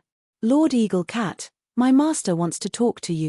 Guhan transferred Liu Lei's call to the Eagle Cat sword spirit, and the Eagle Cat glared at Guhan with dissatisfaction. This guy actually dared to use an immortal sword bearer to pressure him, which made the Eagle Cat sword spirit very angry, but the Eagle Cat sword spirit could not refuse Liu Lei's call. Okay, I understand, so that's how it is. I have no objections, just do it. After hanging up the call with Liu Lei, the Eagle Cat looked at Guhan meaningfully. You can do it, Guhan, you can do it. Thank you for your praise, Senior Eagle Cat. Guhan's reply was very respectful. The two of them can stay, but there are no more rooms for them in this car. Since you were the one who provoked them, from now on, the two of them will stay in your room. The Eagle Cat sword spirit waved his hand. That's it, start driving again. How much space could a bus have? How much space could there be after it was divided into 4 parts? In Guhan's room, there was only a bed that was less than a meter wide. Naturally, it was enough for Guhan alone, but with the addition of 2 people, the space could no longer be described as cramped. 3 men squeezed into a bed that was less than a meter wide. Just thinking about it made him a little excited. Chapter 355. Why do you have to bring me along? Yi Wenjun asked Guhan suspiciously as he sat in Guhan's room.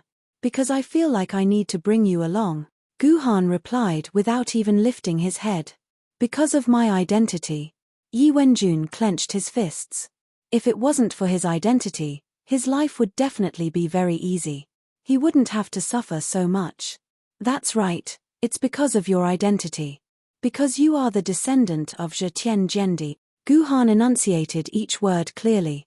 He never imagined that Yi Wenjun would actually be the descendant of Zhetian Jendi Yi Qing. What? You're saying he's Yi Qing's descendant? Yi Tian, who had been lying on the bed drinking in boredom, suddenly stood up. Meanwhile, Qingpin, who had returned to the infant pouch in Guhan's arms, rubbed his eyes and asked in confusion. Guhan, who is Yi Qing? Qingpin's new sister? It seemed like Qingpin had also taken Yi Qing as a sword lady. From the looks of it, his appearance really is somewhat similar to that bastard. They both have the same cunning face. Yi Tian stared at Yi Wenjun's face for a while, and said with a grunt. Zhetian Jendi Yi Qing's 17th generation descendant, Yi Wenjun, greets Lady Yi Tian.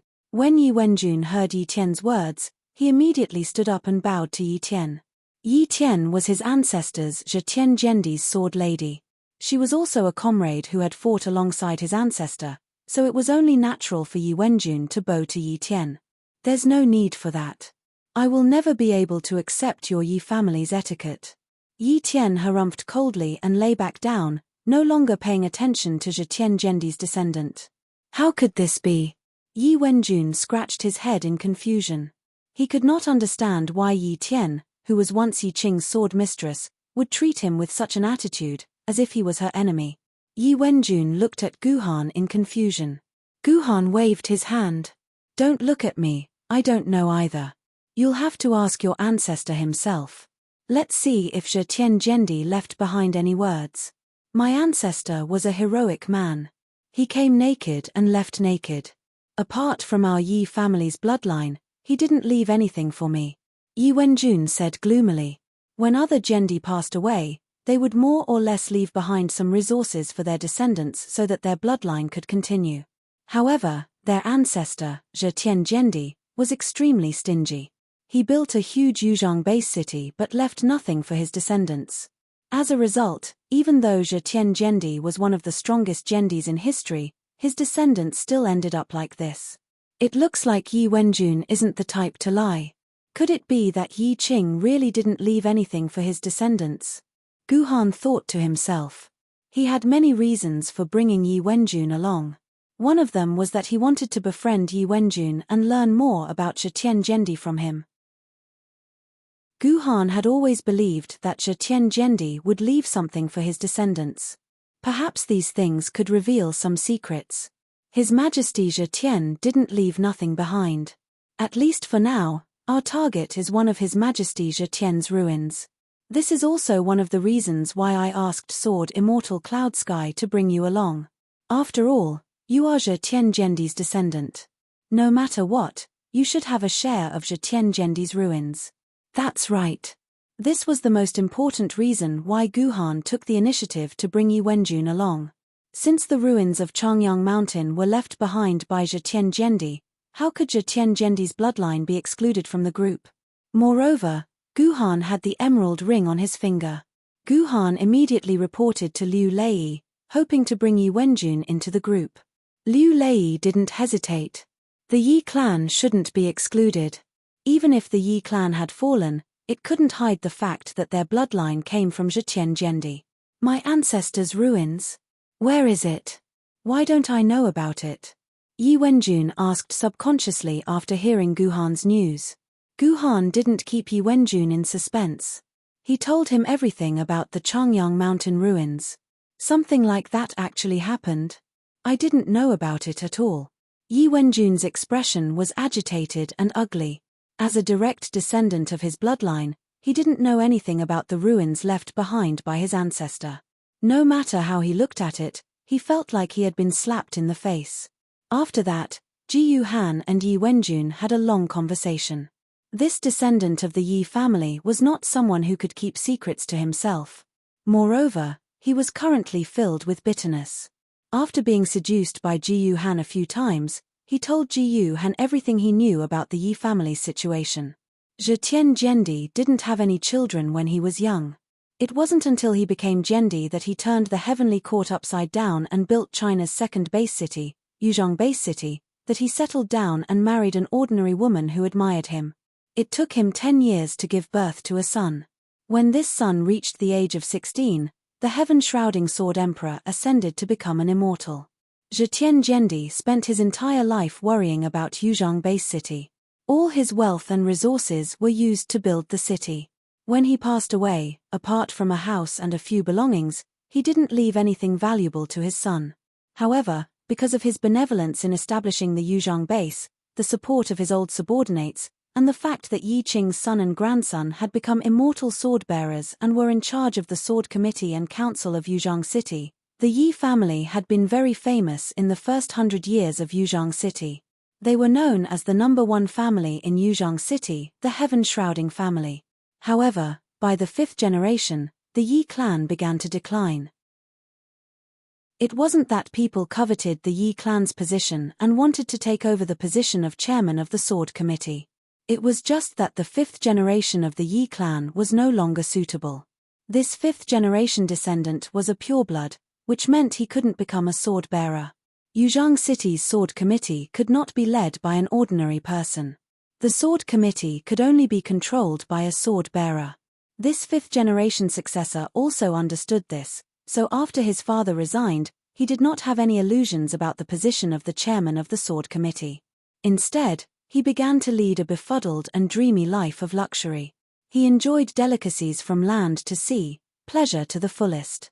In the end, before he was 40, he died in a woman's belly. A large portion of the Yi clan's 100 years of accumulated wealth was squandered by him. If he hadn't accidentally impregnated a prostitute in the last year of his life, the Yi clan would have no more descendants. What followed was the Yi family's day of suffering.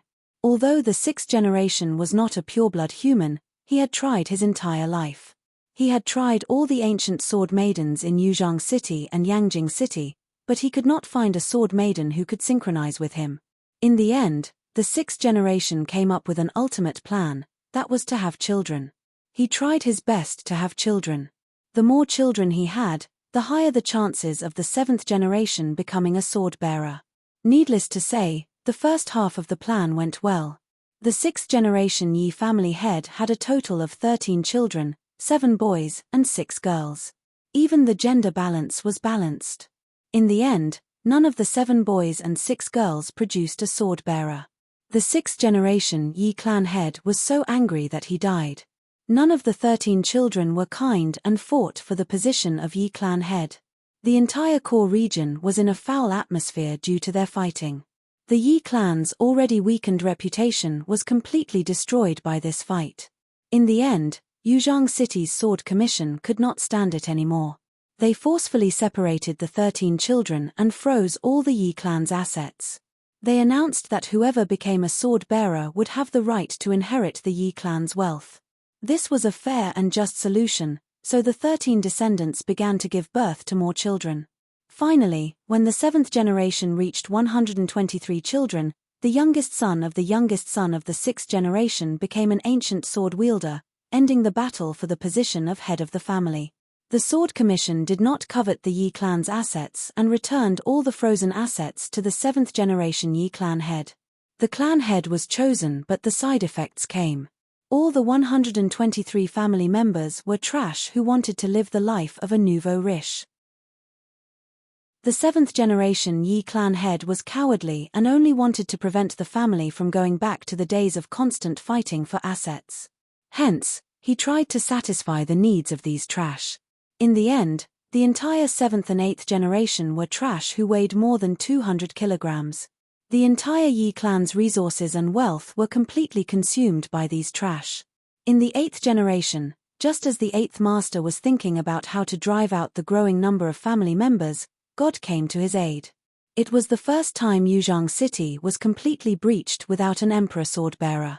The entire core area was a sea of blood and only the eighth master of the Yi family managed to escape.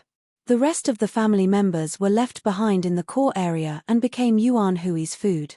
Thus, the Yi family's population was reduced, but the Yi family's strength was reduced to the same level as an ordinary sword-bearer. There was nothing much to say after that.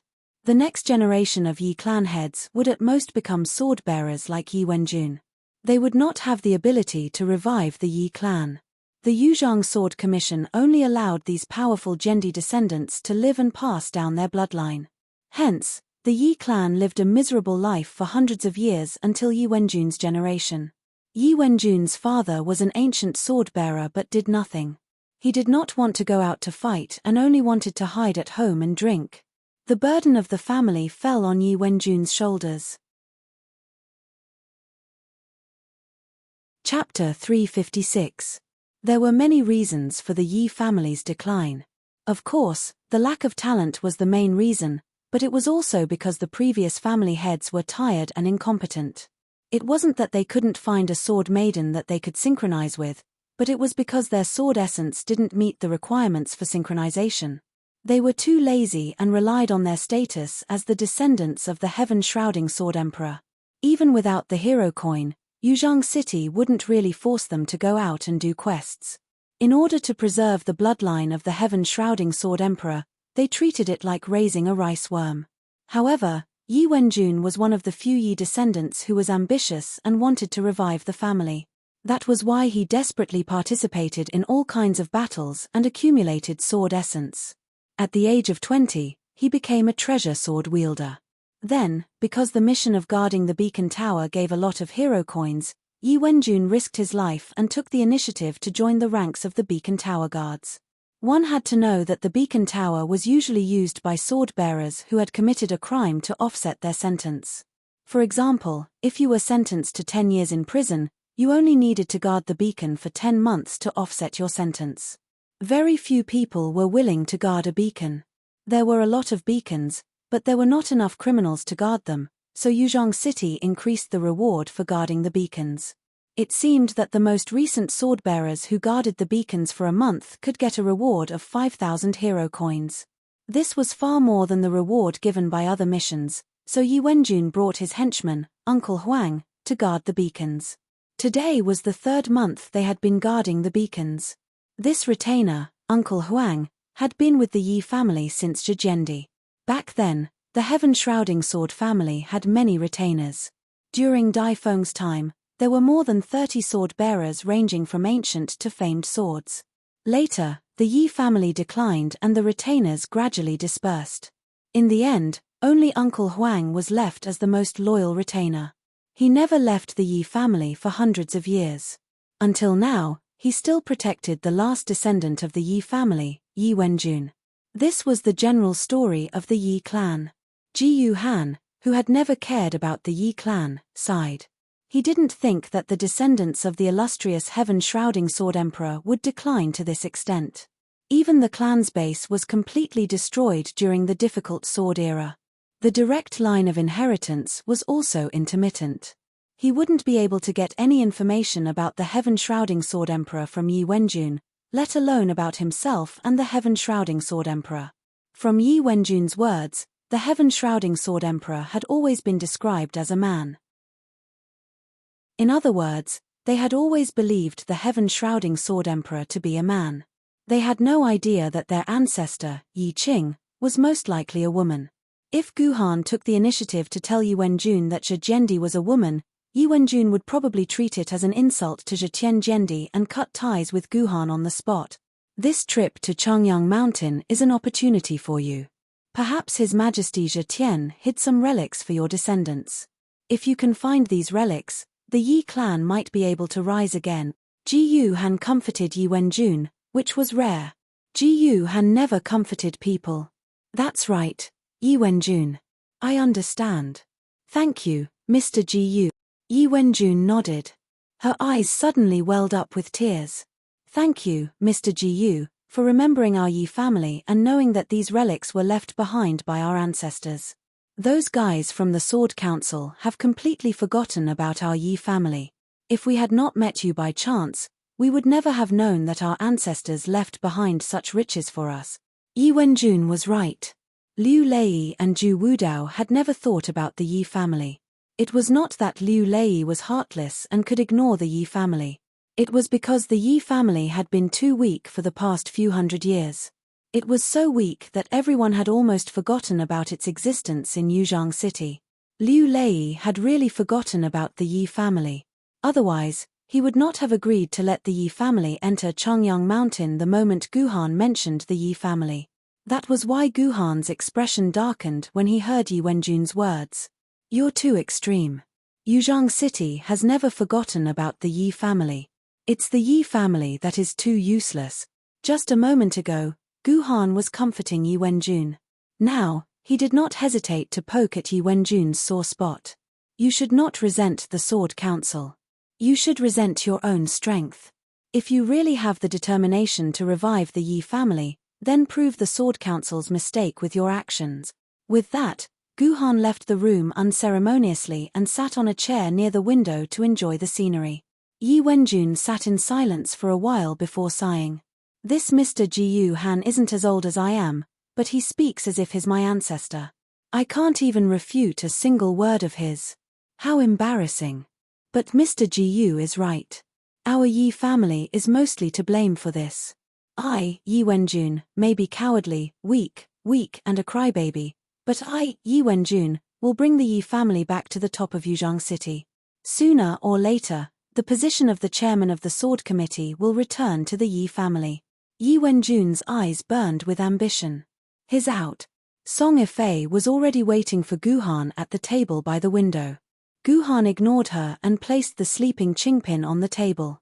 He knocked on Qingpin's head and said, "Qingpin, get up and eat meat." Meat. When Qingpin heard the word meat, he immediately sat up and hugged Guhan's face. Meat. Qingpin wants meat. Guhan, hurry up and give Qingpin meat. Qingpin is starving. Okay. Ji Han said good 3 times in a row, and then took out a huge plastic bucket and a basin from the dimensional space. With a move of his mind, a sword chi dug out a large lump of braised pork from the bucket and put it all into the basin. Here, this is today's portion. Eat it. Hey, stingy Guhan, it's not enough for Qingpin at all. Qingpin muttered, but he still quickly grabbed a large piece of braised pork and stuffed it into his mouth. Within a few minutes, half of the braised pork in the basin was in Qingpin's stomach. This. Song Ifei was so surprised that she couldn't close her mouth. This was the first time that she saw Qingpin eat. Such a generous way of eating completely stunned Song Ifei. Amitabha, I've sinned. Hanya, who was standing behind Song Ifei, shouted the name of Buddha. It seemed that she was dissatisfied with Qingpin's behavior of eating meat. This was not strange. After all, Hanya was a nun. Amitabha, benefactor Guhan, can you let me eat some too? I haven't eaten meat for hundreds of years. Unexpectedly, after saying Amitabha, Hanya actually asked Guhan for meat. This time, it was Guhan's turn to be surprised. Soon after, Yi Tian and Ming Yuan also walked over, each of them digging out a large lump of red braised meat from the bucket. In the time it took for a meal, a quarter of the full bucket of red braised meat was gone. This is not enough for you. Guhan smiled bitterly. The braised pork he prepared was almost exclusively for Qingpin, but now, he had 3 more mouths. Helpless, Guhan could only ladle a bowl of rice for himself and cover it with vegetables and oil. Guhan couldn't bear to take another bite of the braised pork. I'm sorry, I didn't know that sword ladies like to eat meat, so I didn't prepare such things. I only brought some simple dishes. Song Ifei had an apologetic look on her face. Then, she took out her simple dishes. There were boiled vegetables, freshly squeezed apple juice, cucumber slices, and so on. It was indeed very simple and elegant. No wonder Song Ifei's sword lady came to eat with Guhan. Who is that Yi Wenjun? Why are you so concerned about him? Song Ifei asked again while the two of them were eating. This time, Guhan didn't refuse to answer. Instead, he told her everything in detail. I didn't expect him to be a descendant of Zetian Jendi, and a descendant of Zetian Jendi in such a miserable state. Song Ifei sighed and didn't say anything else. She didn't have any special feelings for Zetian Jendi, so she was quite calm. Unlike Guhan, there were many things that were tied to Zetian Jendi. To solve the mystery of Zetian Jendi's descendant was a very important clue. Are you really going to sleep with them tonight? Song Ifei was actually more concerned about Guhan's accommodation. Aren't you 3 men ashamed of yourselves squeezing together? Song Ifei said with a smile. It was as if she could see Guhan being squeezed into a sandwich with 3 men. Then what should I do? How about I stay in your room? Guhan joked casually. Okay. Unexpectedly, Song Ifei came up with such an answer. Ha! Guhan raised his head and stared at Song Ifei's face, which was as red as an apple. He nodded decisively and said, okay, let's do that. Plop! Song Ifei's head almost fell on the bowl of cucumber in front of her. What was this? According to the script, as the innocent male lead, shouldn't he reject her decisively? Song Ifei felt that he had dug a pit for himself for no reason, and then Ji Yuhan had pushed him into the pit. Is it good or not? Guhan smiled, and the look in his eyes made Song Ifei feel wronged. Okay, it's settled. Song Ifei confirmed again. She was a girl who was good at seizing opportunities. Damn, the young people nowadays are advancing so fast. The eagle cat sword spirit, who was watching the couple through the surveillance system in the car, couldn't help but sigh. The world had changed, And people's hearts were not what they used to be. Back then, it took him a few months just to hold hands with his wife. However, it seemed that they had sex the night they held hands. It seemed like the eagle cat sword spirit was faster. Chapter 357. During the rest of the journey, the hovering bus encountered several more yuan coups. However, these yuan coups were all below the ghost grade, and it was not difficult to deal with the ancient swordbearers. Thus, the eagle cat sword spirit chose to ignore these yuan coups. The hovering bus continued to advance at high speed. Just as the sky was about to turn dark, the eagle cat sword spirit suddenly used the internal broadcast to ask everyone. Since all of you are the cream of the crop among our Yuzhang city's artifact swordbearers, then let me ask you. Do you know where we should stop and set up camp? The wilderness at night was far more dangerous than during the day. It was probably due to the dimensional rift, but the radar range of the hovering bus at night was extremely small. Just by relying on the headlights, one could only clearly see a small area in front of the bus. It was impossible to clearly see the enemies on both sides of the bus. More importantly, the hovering bus with the headlights on at night was like a piece of cake that emitted a tempting aroma, attracting all of the yuan coups' attention. Thus, the sword committee had warned the swordbearers countless times that they had to find a place to set up camp at night. It did not matter if they stayed in the bus or in a tent, but they could not travel through the night. If they were not careful, they would be devoured by the night. Seeing that the sky was about to turn completely dark, the eagle cat sword spirit had to find a place to stop and set up the hovering bus. The eagle cat sword spirit used this question to test Guhan and the others. It was also indirectly teaching them knowledge about camping in the wilderness in the future. I know. Song Ifei was the first to raise his hand and answer. We have to choose a place that is leeward from the wind. This way, our scent will not be detected by yuan coup. We also have to choose a place with a stable dimensional wall. This way, it will not be easy for dimensional rifts to appear nearby. That's right, we have to choose a place with a flat and wide field of vision. This way, even at night, we will be able to clearly see the surroundings and make it easier for us to escape. Song Ifei listed out a long list of methods and conditions for choosing a camping spot in one go. Guhan was very clear about these things, as they were clearly written in high school textbooks. They were the passages that students were forced to memorize. Every morning, the teachers would randomly select a few students to memorize these things. If they failed, they would naturally suffer. Not bad. Song Ifei, it seems that you must have done very well in the exam. The eagle cat sword spirit smiled faintly. Its tone was a little strange. Obviously, it did not agree with Song Ifei's answer. Sometimes, we may not have the time to judge these specific conditions, so do you know how to choose the right campsite as quickly as possible? This. Song Ifei was a bit stumped. These things weren't taught in the books. Song Ifei didn't know anything at all. Then, Song Ifei looked at Ji Yuhan with hope in his eyes, hoping that Ji Yuhan would be able to answer his question. Generally speaking, logically speaking, Guhan really didn't know the correct answer to this question. However, after thinking for a while, the answer surfaced in his mind. Just as he was about to answer this question, a cold and emotionless voice interrupted Guhan's answer. Just look for the camps that have been used by the predecessors, you idiot. Ku Rokin walked out of his room and answered the question coldly before returning to his room. This person must be a psycho. Song Ifei looked at Ku Rokin with dissatisfaction as he slammed the door and muttered, he came out just to answer this question in front of me. Even if he wants to show off, he shouldn't do it like this. There's no benefit in answering correctly. Who said there's no benefit? The eagle cat sword spirit sneered, since Ku Rokin's answer is correct, you can have a good rest when we camp at night. As for you two, Guhan will be responsible for the night patrol during the first half of the night, and Song Ifei will be responsible for the second half of the night.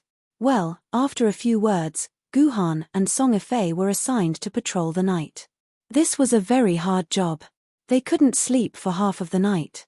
Within a radius of 500 kilometers around Yuzhang City, sword-bearers were very active in Yuzhang City. Almost every inch of land had been stepped on by sword-bearers in the past 1,000 years. Therefore, there were many traces left by sword-bearers in these places. This was what Ku Rokin meant by the best and easiest way to choose a campsite.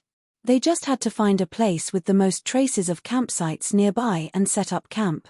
These places had been carefully selected by the previous sword-bearers. The more marks there were, the more sword-bearers had camped here, and the safer it was. Directly choosing this place was far faster than trying to determine whether Shunfeng or Lifeng would come. This was also a kind of wisdom left behind by the predecessors. The eagle cat sword spirit finally chose a high ground with its back against a cliff as a campsite. There were many traces left by sword-bearers here, and a large area nearby was filled with all kinds of plastic bags, packaging bags, and all kinds of rubbish. Well, the more rubbish, the safer it was. The next day, after Guhan left, he would also leave rubbish here to tell people that it was indeed a safe place. After the hovercraft stopped, the original white body of the car began to change color. Like a chameleon, it could adjust its skin color according to the surrounding environment, perfectly blending into the surrounding environment. Unless one looked closely at it from a close distance, or directly judged by its aura, normal Yuan Ku would not be able to detect that there was a hovercraft parked here. After the campsite was settled, it was free time. If Guhan was in the mood, he could take a walk around and enjoy the magnificent scenery outside the city. Unfortunately, Guhan was not in the mood. Only Song Ifei walked around excitedly, then returned to his room and talked to Guhan about how beautiful the scenery outside was. Wait, you asked Guhan why he was in Song Ifei's room? Was there a need to ask? Didn't it say in the previous chapter? Guhan wanted to sleep in Song Ifei's room. Guhan was a good man of his word. He would never reject a gift that was delivered to his door. Are you done? Song Ifei talked for a long time, but Guhan did not answer a word. This made Song Ifei feel a little bored, so he could only snort angrily. I'm done. Well, I'm going to sleep. I still have to patrol in the first half of the night. You should rest early too. The second half of the night is the most tiring. After saying this, Guhan did not hesitate to lie on Song Ifei's bed. He hugged Qingpin, who had long fallen asleep, and fell asleep together. Since Qingpin, this cute guy, left Yuzhang City, the amount of time he slept began to increase. For example, for the whole day, except for a while when he ate meat at noon, he was asleep for the rest of the day. Hey, you're sleeping like this. Seeing that Ji Yuhan was really sleeping soundly on his bed and seemed to have deliberately left half of the space for him, Song Ifei's heart palpitated. What was wrong with him today? Why did he agree to this man's inexplicable request? He was going to die, he was going to die, he was going to die, he was going to die, he was going to die. Then the question is, should I lie down or not? Song Ifei's heart began to struggle. No, I can't lie down. If I lie down, what am I? My reputation will be ruined, but I've already promised him. I can't go back on my word. Otherwise, I'll just lie down for a while. We're not doing anything. We're pure. With this in mind, Song Ifei's body slowly descended. His butt leaned against the bed, and then he immediately bounced up as if the bed was some kind of hot pot. No, it's too shameful. I can't do it, but maybe this won't happen again. It's impossible to lie down together in the future. Oh my God, Song Ifei, what are you thinking about? Why are you worrying about the future? Do you really want to live with him in the future? He's 8 years younger than you. So, if I miss this village, there won't be another shop like this. Just let me have some good memories. The two angels in Song Ifei's heart kept entangling with each other, and Song Ifei could not make a decision. Seeing that time was about to pass, Song Ifei finally decided to use his killer move. Well, I'll look at the time on my personal terminal. If the number of minutes is an odd number, I'll stay away from him. If it's an odd number, I'll lie down. This was Song Ifei's usual solution when he was in a dilemma. He would leave his fate to God and let God decide what to do. At this time, Song Ifei did not know whether the number of minutes was an odd number or an even number. Therefore, Song Ifei carefully clicked on his personal terminal, and the interface of his personal terminal immediately popped up. In the upper left corner of this interface, a small string of time was particularly eye-catching. 20:41. Song Ifei clearly saw the time. The number of minutes clearly showed that it was 41 minutes, which was an odd number. According to Song Ifei's own promise, if it was an odd number, he would stay away from Guhan and refuse to lie down with him. This doesn't count. This is an experiment. This is the first time. Unexpectedly, Song Ifei's expression immediately changed, and he took back the projection of his personal terminal. Next time counts. Well, no matter whether we believe Song Ifei's words or not, Song Ifei believed it herself. She decided to wait a little longer this time to make the time more uncertain. Therefore, she silently counted 60 numbers in her heart, and immediately projected the interface of her personal terminal. 20:43. Seeing the time, Song Ifei cursed in his heart. Humph, how can a real sword wielder be bound by these fake times? We should respect our true thoughts in our heart. Song Ifei immediately found a new reason for himself, and it was a very noble one. That's right, I should respect my true thoughts in my heart. Song Ifei, just lie down. The result was the same as last time. As soon as Song Ifei's butt touched the bed, she bounced up again. No, I still need God to decide for me. Song Ifei quickly clicked on his personal terminal again and projected the interface. 20:44. Song Ifei finally let out a long sigh of relief. Song Ifei, this is God's decision. You can't go against God's will. Then, Song Ifei very happily lay down next to Guhan without any hesitation. This was the will of the heavens. Chapter 358. The moment she laid down beside Guhan, Song Ifei smelled a rich milky fragrance. This smell was so magical, just like a mother's breast milk. Why did it sound so weird? Strange, why would a man like Guhan have this smell? Song Ifei sniffed again. Although she had no idea why Guhan's body would have a milky fragrance, this smell was so sweet that Song Ifei's whole body felt relaxed, and she couldn't help but want to fall asleep. Slap. Song Ifei patted her face lightly. It was so embarrassing that she actually almost fell asleep. If I can be with Guhan in the future, at least I won't have to worry about insomnia. Song Ifei thought in a daze. No, this is too strange for a man to have this milky fragrance. Where is this fragrance coming from? Song Ifei thought so, and her little nose involuntarily rubbed against Guhan's back. She stuck to Guhan's clothes and began to sniff, like a puppy that kept sniffing for meat and bones. This look was so cute. Fut. Do I look like a pervert? After sniffing for a long time, Song Ifei suddenly realized how shameful her behavior was, and suddenly blushed. A girl sniffing around a man's body, no matter how she looked at it, looked like a crazy girl with insatiable desires.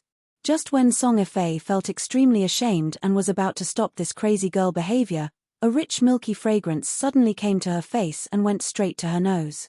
Aunt Ifei, what are you doing? Song Ifei was shocked when she heard this. She looked up and saw Qingpin staring at Song Ifei with her big eyes full of curiosity. Aunt Ifei, why are you asking about Guhan's body? It turned out that the milky fragrance was coming from Qingpin's body. When Qingpin poked his head out to talk to Song Ifei knew that the source of the milk fragrance was Qingpin, because when Qingpin spoke, the smell floated out of his mouth. Like I said, Jiyu Han is a big man, how can there be a milky smell on his body? Oh, I think I smell bugs, so I want to see if there are any bugs on Guhan. Song Ifei thought of a lame excuse, but he had no choice. It was impossible for him to come up with a reasonable explanation in just a few seconds, given his intelligence. There are bugs on Guhan's body. Qingpin was startled by Song Ifei. She immediately crawled all over Guhan's body and opened Guhan's mouth to smell the smell inside. Auntie Ifei, there are no bugs. Ahem, maybe Auntie Ifei smelled it wrong, Song Ifei said. But soon, she felt that something was wrong. Since when did she become an auntie? Qingpin, why did you call Ifei auntie? Song Ifei took Qingpin off Guhan's body. In order to get the correct answer, Song Ifei took out something to tempt Qingpin. Qingpin, there is a big bag of beef jerky in Ifei's bag. If you tell Ifei, Ifei will give you the whole bag of beef jerky. Really? Qingpin's eyes lit up. This cute girl was always immune to meat. It was Guhan who told Qingpin. Qingpin immediately put the blame on Guhan. Qingpin asked Guhan how to call Afei, and then Guhan asked me to call you Auntie Afei, saying that it was a sign of respect for the elders. That's weird. Qingpin is millions of years old. Is Auntie Afei tens of millions of years old? Qingpin was just making it up.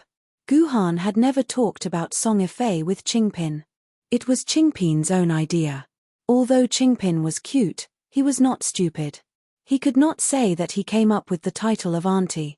It must have been taught by the annoying Guhan to Qingpin. Qingpin was innocent.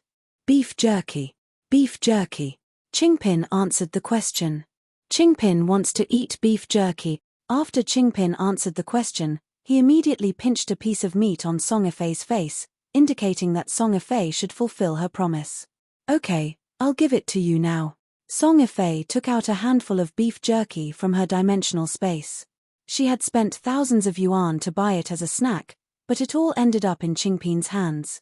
Oh, Qingpin went to play with Jiu Yun. At night, Qingpin became energetic. He skipped out of Song Afei's room and ran to Guhan's room to play with Jiu Yun. Speaking of Jiu Yun, ever since she got the small dagger from Tojo Kiki, she had been playing with it on the bed. She did not even come out for dinner. She just stayed in the room quietly. Originally, Guhan had planned to take Jiu Yun to sleep in Song Afei's room, but no matter how hard Guhan shouted, Jiu Yun would not move. So, he had to let her be. Jiu Yun was in a daze in Guhan's room. Qingpin went to play with Jiu Yun. Hanya was meditating on the grass outside the bus. Yi Tian had hidden somewhere to drink. Miraculously, only Guhan and Song Afei were left in Song Afei's room.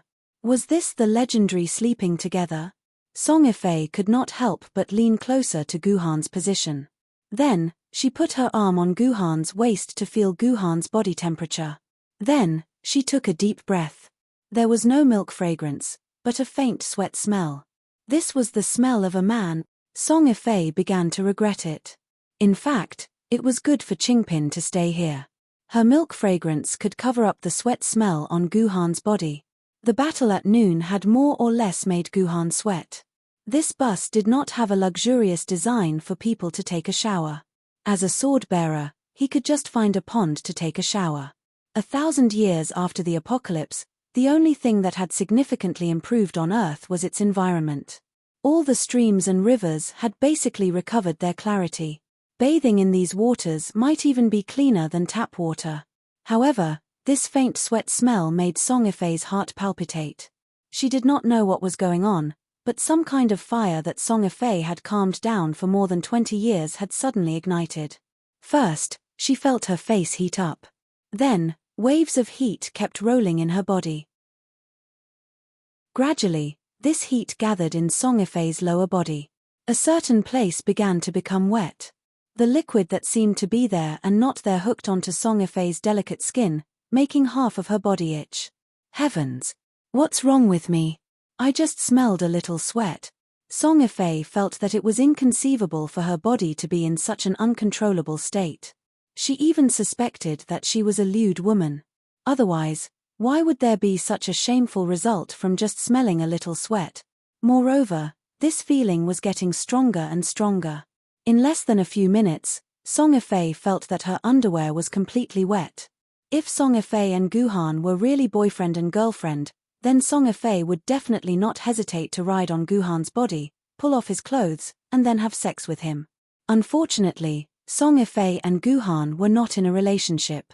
They just inexplicably lay together for some reason. Why don't I tempt him? If he knows what's good for him, then everything will be easy. Song Afei had this thought in his mind. If sword wielders, especially those of the opposite sex, were to team up, it would be very easy for them to bond over a moment of sexual love in a battle of life and death where they would be separated every day. Maybe they would die tomorrow, so there was nothing to be reserved about. If they could get together with the person they liked and live a happy day, what the hell was a chastity? It was precisely because of this way of thinking that most female swordswomen were quite open about their sexual relationships. Don't misunderstand, it wasn't the kind of open that was licentious. Rather, if they met a man they liked, they wouldn't try to be reserved or shy. Instead, They would unceremoniously start a great battle of love and action. Song Yifei had just become a sword-bearer for a few days, so she still maintained her reservation. If Song Yifei had been a sword-bearer for 7 or 8 years and became a wily old fox, she would not care about being shy anymore. She could directly pull off his clothes and have sex. Anyway, our Guhan is handsome, so there is no loss. But now, Song Yifei naturally could not do this. She decided to tease Guhan a little and let him take the initiative. This was not her not being reserved. This was completely the mentality of an ostrich. Even if Guhan really took the initiative, it was triggered by her teasing, okay? In short, Song Yifei's teasing plan began. She imitated some of the videos that she occasionally saw secretly. She kept her trembling hand on Guhan's back, and then slowly moved along the gap of his clothes, trying to enter his clothes and have intimate contact with the skin of Guhan's back. At the same time, Song Yifei's mouth slowly moved to Guhan's ear, and she stuck out her tongue. It seemed that she wanted to use her tongue to do something to Guhan's ear. Stick her tongue into Guhan's ear hole? This idea was indeed a bit strange. Even Song Yifei herself hesitated for a long time. Finally, she could not resist the real itch coming from her lower body, and bravely stuck out her tongue. "What's wrong with you? Are you feeling hot because I'm here?" At this moment, Guhan suddenly turned around, and his back was facing Song Yifei. Then, Song Yifei's tongue licked Guhan's cheek, and her hand, which had not had time to reach into Guhan's clothes, froze in midair. "Haha, you're awake." Song Yifei did not know how to describe the embarrassment on her face. It was almost as if she wanted to die. "I'm hot, so I stuck out my tongue to dissipate the heat. Well, it's very late. Etienne and the others can't be too far away from the campsite. I'm going to find them, and then we'll start patrolling the first half of the night. Have a good rest, we'll change shifts at 3 in the morning." After saying this, Guhan jumped up from Song Yifei's bed, and left Song Yifei's room without looking back. Idiot, bitch. After Guhan left, Song Yifei covered her head, and no one knew whether she was scolding Guhan or herself. Chapter 359. Guhan sat quietly on the roof of the bus. He was wearing a cloak with a color-changing invisibility effect, perfectly blending into the night. The moonlight was especially bright today. Under the moonlight, Guhan could clearly observe the movements in the plains in the distance. As soon as Yuan Ku appeared, Guhan would be able to warn him in advance. It was already around 10 o'clock in the morning. Hanya and Ming Yuan had already returned to the bus to rest. Only Yi Tian was leaning against the cliff of the bus, completely drunk. Guhan didn't know that the Sword Lady could also get drunk to this extent. The Sword Lady's body structure was completely different from a human's. Logically speaking, the Sword Lady would never get drunk. But in reality, if the Sword Lady drank too much, she would also get drunk. However, the Sword Lady could choose to force all the alcohol out of her body, just like Duan Yu and Xiao Feng did when they drank. However, Yi Tian actually swallowed all the alcohol into her stomach without holding back. Trash. You all owe me." The drunk Yi Tian uttered these words in a distressed manner. It seemed that many unhappy things must have happened to Yi Tian in her previous life. Just what kind of unhappy things could have caused a sword lady like Yi Tian to have such an eccentric personality, and to also like to drink? Never mind, Guhan didn't plan on delving into Yi Tian's inner world. He wasn't interested. Time passed slowly. Guhan was multitasking. He controlled the sword essence in his body to circulate through his meridians, trying to open up the remaining acupuncture points one by one and recultivate the 9 swords of mysterious heaven. At the same time, he was vigilantly observing his surroundings. An outstanding sword wielder was definitely someone who paid the most attention to their own safety. "What move did you use this afternoon?" Suddenly, Ku Rokin's figure landed beside Guhan. He stood behind Guhan. Guhan could tell from his tone that when he said this, his head was raised high and he was extremely arrogant. "I don't need to answer your question," Guhan replied in a cold and detached manner. At the same time, he silently withdrew the sword essence that was circulating in his body into his Z palace. During cultivation, The sword wielder was at his weakest. Any external attack could cause Guhan to go berserk. Although Guhan did not think that Kurokin had any evil intentions, he still carefully withdrew his sword element. Even if you don't say it, I've already guessed it. You just drew some kind of formation on the outer shell of the transformer, right? Kurokin sneered. This guy is quite capable. He actually saw through it. Guhan's impression of Kurokin had risen by a lot because of these words. He could actually tell that he had drawn a formation on the transformer's body, allowing him to kill the leopard commander. This was a very remarkable point, and it was absolutely impossible to see this point without shrewd insight and creativity. Guhan estimated that among all the sword wielder of the treasure sword grade, the number of people who could see this definitely did not exceed the number of fingers on one hand. The only thing that I don't understand is, what kind of formation did you draw? What kind of method did you use to activate the formation? Tell me, what exactly is the reason? Kurokin questioned bluntly.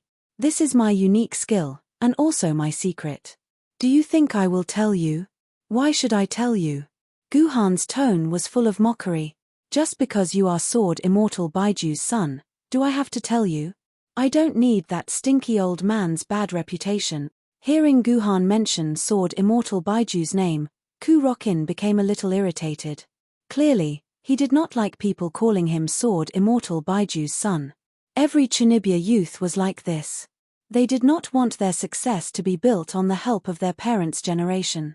For example, before the apocalypse, a certain Sikong had always been active on Weibo, esports, and all sorts of jokes. He did his best to increase his popularity, unlike the other second-generation heirs who liked to silently make a fortune. The reason why a certain Sikong did this was because he wanted to prove that his success did not depend on his father, but on his own hard work and talent. He could also use 20 million to earn 500 million without the help of his father's generation. This was actually a joke. Just the title of the richest man's son alone could easily turn 20 million into 500 million. The financial industry was always full of such myths. However, one had to admit that a certain Sikong was indeed talented. At the very least, he was much better than those poor people who spent most of their time writing at their desks. Back to Kurokin. Kurokin really did not want to use Wudao's name to pressure Guhan, so he simply said to Guhan, "Let's make a deal. You tell me how you activated the formation, and I will give you 100 sword scar crystals. What do you think? It's a good deal, right? Your heaven-reliant sword hasn't been deepened yet, right? My 100 sword scar crystals should be enough for your heaven-reliant sword to deepen to the 7th grade. This is worth tens of thousands of hero coins in the shop." 200. Guhan was not pretentious. He would be a fool not to earn money. Take it. Kurokin looked at Guhan and smiled mockingly. He gave 200 sword scar crystals to Guhan. These sword scar crystals were worth up to 20,000 hero coins, which could allow an ancient sword wielder to live a carefree life for 30 years. This was also what Yi Wenjun had earned by guarding the beacon tower for 4 months. However, Kurokin did not care about giving these things away just for a secret. Guhan did not care about Kurokin's mockery. After putting the sword scar crystals into his bag, Guhan calmly told him the secret of this move. That's right. When Guhan fought Commander Leopard, those seemingly meaningless sword scars were actually a formation drawn on Commander Leopard's body. This formation was called the Metal Transformation Formation. It was derived from the Golden Light Formation, one of the 10 heavenly lords of the Thunder Division in the Eastern Celestial World. The 10 heavenly lords of the Thunder Division were all fallen realm Yuan Ku. They were originally 10 celestial immortal lords of the Jie school. Later, they sought death by blocking Jiang Zia's way and setting up the famous 10 Extreme Formation. In the end, they all died and became gods. Although the 10 heavenly lords were not very capable, it was said that their formation was derived from the Immortal Eliminating Sword diagram in sect leader Tongtian's Immortal Eliminating Sword diagram. The formation itself was a very powerful formation. In the previous battles between the sword wielder and the Eastern Celestial World, 4 of the 10 heavenly lords had fallen at the hands of the sword wielder. The formation in their hands had also been leaked. However, The 10 extreme formation required immortal power to use. Humans had no use for it, so it was treated as public information and put on the internet for all to read. Later, a great grandmaster, Gong Shu-er, had a sudden idea.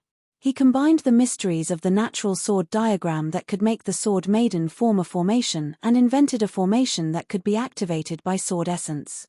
The metal transformation formation was one of them. This formation could melt metal and turn it into a pile of waste. It was one of the best formations to deal with metal-type Yuan Ku. However, the method to use this formation was very strict. It had to be drawn on a special formation in advance. Then, special ink made from dimensional crystal powder was used to draw it on the formation. To use it, Yuan Ku had to step on the formation to trigger it. Otherwise, it would just be a piece of paper. However, Guhan found another way. He used the blade of the sword Maiden as a pen and the body of a transformer as a formation. He forcibly drew a metal transformation formation on Commander Leopard's body. After hearing Guhan's explanation, Ku Rokin rudely interrupted, "You didn't use the special sword essence graphite ink, and the ink can't condense into lines on smooth metal. This formation can't be triggered." "Did I say that I used ink?" Guhan snorted coldly. "The fire seed of a transformer is the best ink. Scientists have long discovered that the tinder of the transformers is actually an amalgamation of the sword element. In other words, they are the same existence as the sword lady in a sense. They also rely on the sword element to drive their bodies. Therefore, their bodies are already covered in sword essence. They don't need any ink at all. As long as I draw the lines of the formation, I can use the fire seed of a transformer to burn themselves to death." Guhan's words made Ku Rokin somewhat amazed and speechless. He was amazed because this was indeed the strongest killer move against a transformer. As long as the formation could be completely drawn, even the strongest transformer, the universe-level Yuan Ku Optimus Prime, could only die. As long as the battle was right, a spirit sword-level sword wielder could also use this ultimate move to kill a universe-level Yuan Ku. Therefore, this was worthy of Ku Rokin's amazement. The reason why he was speechless was that the number of transformers was very small and they rarely appeared. Therefore, he didn't know much about transformers. He didn't even know 1/10 or 1/20 of Guhan. He didn't even know that the fire seed of a transformer was actually an amalgamation of sword essence. Therefore, it was impossible for him to guess that Guhan used this method to trigger the formation. But this ultimate move can only be used to deal with transformers. Ku Rokin thought for a moment and immediately discovered the drawback of Guhan's ultimate move. There are less than 20 known transformers in the world, and the chance of a sword wielder meeting one in their lifetime is less than 1%. You've painstakingly researched this ultimate move, but there are no transformers for you to kill. Isn't it a waste? This ultimate move is too weak. Thank you for your concern. My luck is very good. This is my second time encountering transformers. I believe that encountering them for the third time won't be too far off. This move of mine will become the final nightmare of their lives. After listening to Guhan's explanation, Ku Rokin was silent for a moment. Then, he narrowed his eyes and said, "From now on, I admit that you are a strong opponent. I will be waiting for your challenge." "Why can't I be the one waiting for your challenge?" Guhan laughed. "Because my sword essence has exceeded 10,000 points. Ku Rokin smiled happily. "This time, when I return from Chongyang Mountain, I will synchronize with my famous sword Maiden. I have already prepared the hero coin. Yangjing City is waiting for me." Yangjing City. Guhan's ears twitched. "Why go to Yangjing City? Shouldn't you go to Yuzhong City first? The sword Maiden I want can only be found in Yangjing City. I don't like any of the ones in Yuzhong City," Jiyu Elvrin said disdainfully. Indeed, it was different from the sword ladies of the treasure sword level, where heroes gathered. There was indeed no sword lady of the famous sword level in Yuzhong City. The truly good sword ladies of the famous sword level were all kept in the sword pavilion in Yangjing City. When Jiyu Han had accumulated 10,000 quarks of sword essence, she would also go to Yangjing City to look for her own sword lady of the famous sword level, the sword of Gojian king of Yu that he had promised her. In the whole world, only Lord Kunzu is my, Ku Rokin's, idol. I, Ku Rokin, will definitely follow in Lord Kunzu's footsteps and once again stand at the peak of this world. Unfortunately, the Yixian sword is missing, and the Yuchang sword is already taken when I synchronize with my famous sword. This time, the sword of Yu King Gojian will definitely be in my, Ku Rokin's, pocket. Chapter 360. Ku Rokin's idol was Kunzu's fleeting time calendar. With his Chunibya personality, only Kunzu's achievements were worthy of his attention. So this Chunibya's life goal was to have a sword maiden that was exactly like Kunzu. Fleeting time calendar's ancient sword maiden was the Yixian sword. This sword had always been in the burial grounds, and only the sword pavilion masters knew where it was. For the Yixian sword, Ku Rokin had to endure the disgust to find his father, Zhu Wudao, and ask him to help him find the Yixian sword. In the end, Zhu Wudao and Liu Lei talked for a long time, but Liu Lei refused to tell Zhu Wudao. Therefore, Zhu Elvren hated his father even more. Zhu Elvren could not possibly waste his time on the Yixian sword, so he had no choice but to synchronize with another sword mistress, who was also one of the top rankers among the ancient swords. Then, he hoped that he would be able to synchronize with the Yuchang sword when he was a treasured sword. Unfortunately, the Yuchang sword had already been synchronized with Bai Kai. Unless Ku Rokin killed Bai Kai, he would not be able to get the Yuchang sword. Although Zhu Elvren was a severely delusional patient, he would never do something as rebellious as killing someone and snatching a sword. Everyone in the world would punish him for it. At that time, Bai Kai looked like he had at least a few decades left to live. Ku Rokin naturally could not wait for Bai Kai to die, so he had no choice but to find another sword maiden to experiment with. Naturally, Zhu Luren had tried the heavenly sword as well. Unfortunately, heavenly sword did not react to him at all. As a result, when Ji Yu Han obtained the heavenly sword, Zhu Luren felt an indescribable jealousy. Since he had failed to get the ancient and sword maidens, Ku Rokin set his sights on the famed sword, Yu King sword. Ku Rokin had already found out that the Yu King sword was lying quietly in Yangjing City's sword pavilion. There was no sword wielder who could synchronize with her. As for whether or not he could successfully coordinate with the Yu King Gojian, that was not within Ku Rokin's consideration. In the eyes of sophomore syndrome, everything in the world was prepared for him. As long as he stood before his target, the target would obediently fly into his hands. Come to think of it, Guhan was quite suitable for this situation. Fearing that someone would snatch the Gojian sword, the king of Yu, Zhu Elvren fought with all his might to accumulate his sword essences. Yesterday, he finally broke through the limit of 10,000 sword essences. Just as he was about to set off for Yangjing City to find the king of Yu, Zhu Wudao's order for him to go to Chongyang Mountain happened to arrive. That was why Ku Rokin was so against it. He even wanted to reject Wudao's order, but in the end, he was forced to join the team. He had already made up his mind. Once the matter at Chongyang Mountain was over, he would not even return to Yuzhang City. He would follow Liuanian Ling to Yangjing City to find his Yu King Gojian. After Ku Rokin got the answer he wanted to know, he completely lost interest in talking to Guhan. He jumped off the car and returned to the bus. Hearing that Ku Rokin's goal was the Yu King Gojian, Guhan's calm heart started to panic. His sword element was only around 1,000 points. He was still around 8,000 points away from synchronizing with the Yu King. In a short period of time, it was impossible for him to catch up to Ku Rokin. Therefore, Ku Rokin would definitely be able to synchronize with the Yu King before him. Previously, Guhan was not worried that someone would take the Yu King away before him. However, after seeing Ku Rokin, Guhan's heart started to throb.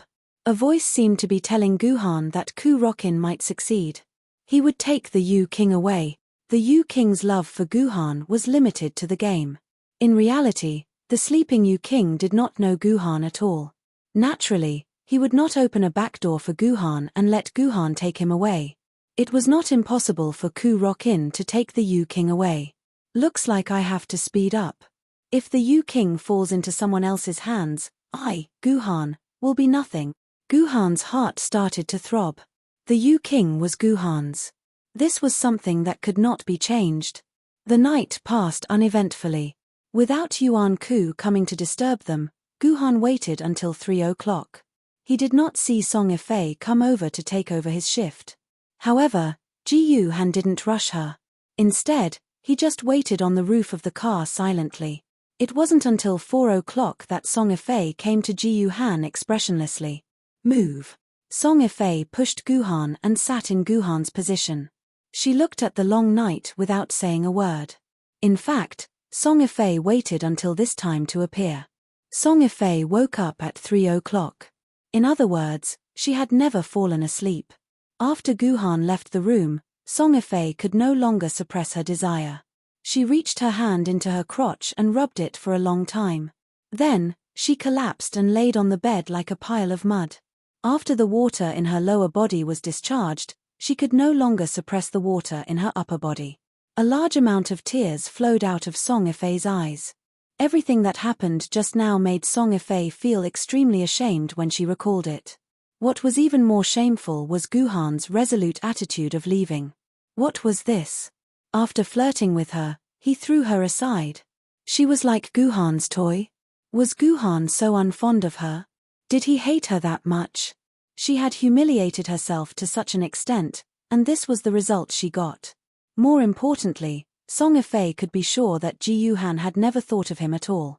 Everything was just an illusion of her wishful thinking. When the illusion was broken, all that was left was a forcefully hardened shell. Only a shell made of indifference could protect Song Yifei's fragile self-esteem at this time. Of course, Guhan did not understand this. He did not even know what the things he did meant. Guhan was far less talented in love than he was in fighting. The reason why he agreed to share a room with Song Yifei was purely because he wanted to test if 3 strikes of Green Lotus would have any different effect on a sword maiden or a human. Practice proved that 3 strikes of Green Lotus had almost the same effect on a sword maiden or a human. When Song Yifei smelled Guhan's scent through Guhan's clothes, Guhan had already started to react. In the end, when Song Yifei was about to tease Guhan, Guhan felt that his lower body was about to be exposed. Only then did he decisively leave Song Yifei's bed. It was because Guhan did not want Song Yifei to see him embarrassed. Your eyes are swollen. Did you not sleep well last night? Guhan raised his head and saw Song Yifei's red and swollen eyes. There were faint traces of tears on them.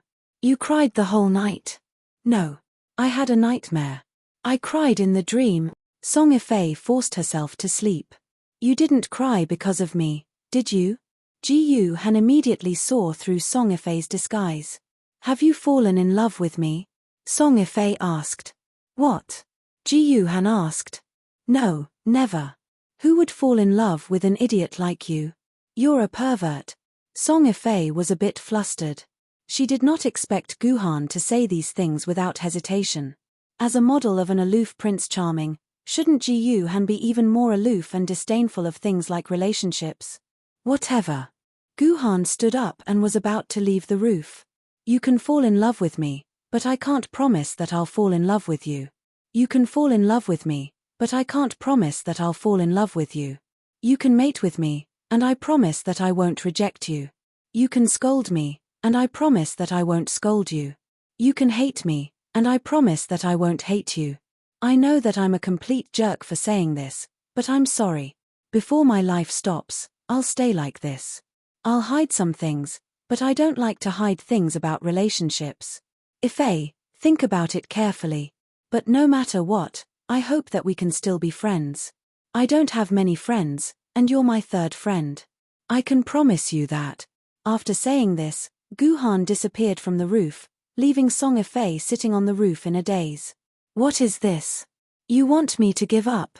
Song Yifei kept thinking about what Ji Yuhan had said just now. Song Yifei analyzed it over and over again, but he still couldn't figure out the reason.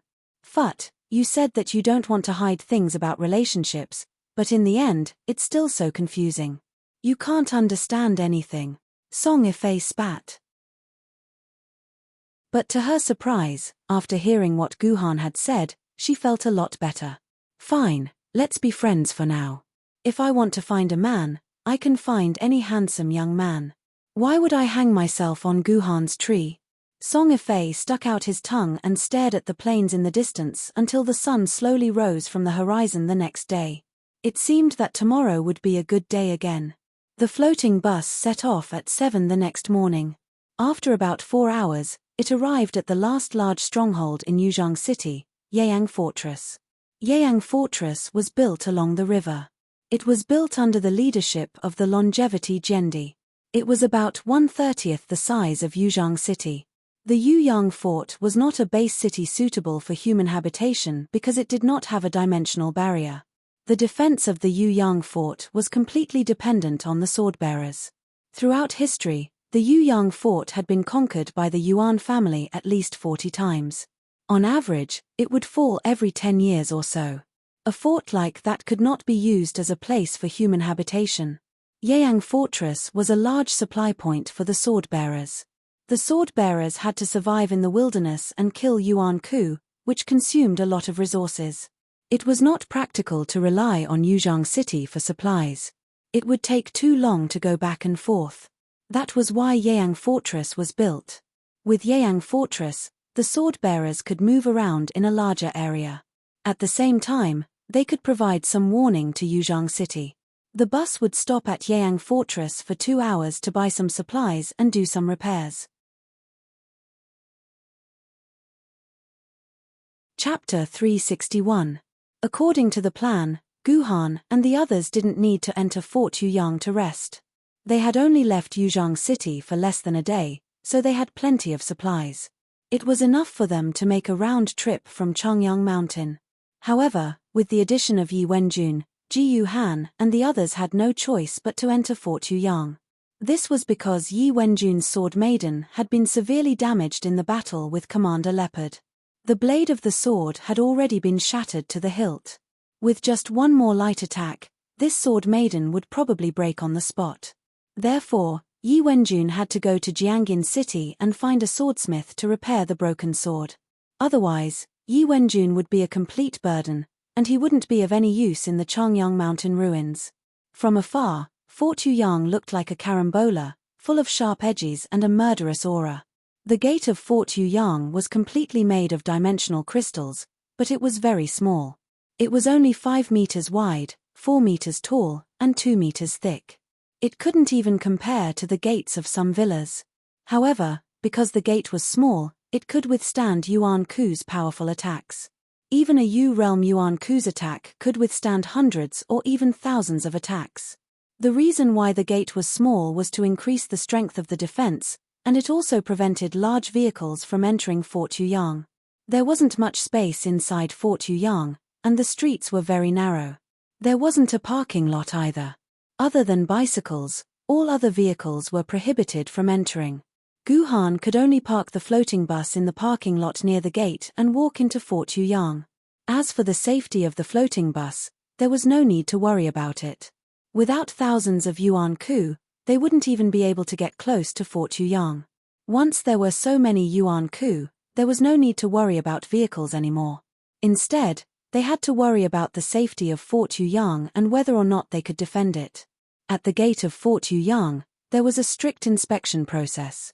Not only did they have to check their gadgets, but they also had to check if they were humans and if they were sword ladies. Many Yuan Ku liked to disguise themselves as humans to enter various base cities and forts. They were originally humans in the other world. Using a CT scan alone, they were completely human. There was no way to distinguish them. Later, scientists discovered that Yuan Ku carried a special trace element. This was a trace element that would only appear in creatures that had passed through dimensional rifts. By detecting this trace element, they were able to completely block out Yuan Ku. The Eagle Cat Sword Spirit and Ku Rock-in did not get out of the car. Only Guhan, Yi Wenjun, and Song Ifei entered the fortress. Originally, Guhan didn't plan to go to Yuyang Fort. However, because of Ji Yuyun, the food they prepared wasn't enough. Guhan needed to replenish some food in Yuyang Fort. Song Ifei was very curious about Fort Yuyang. It was her first time leaving Yuzhang City, so naturally, it was also her first time coming to Fort Yuyang. How could she let go of this opportunity to watch the show?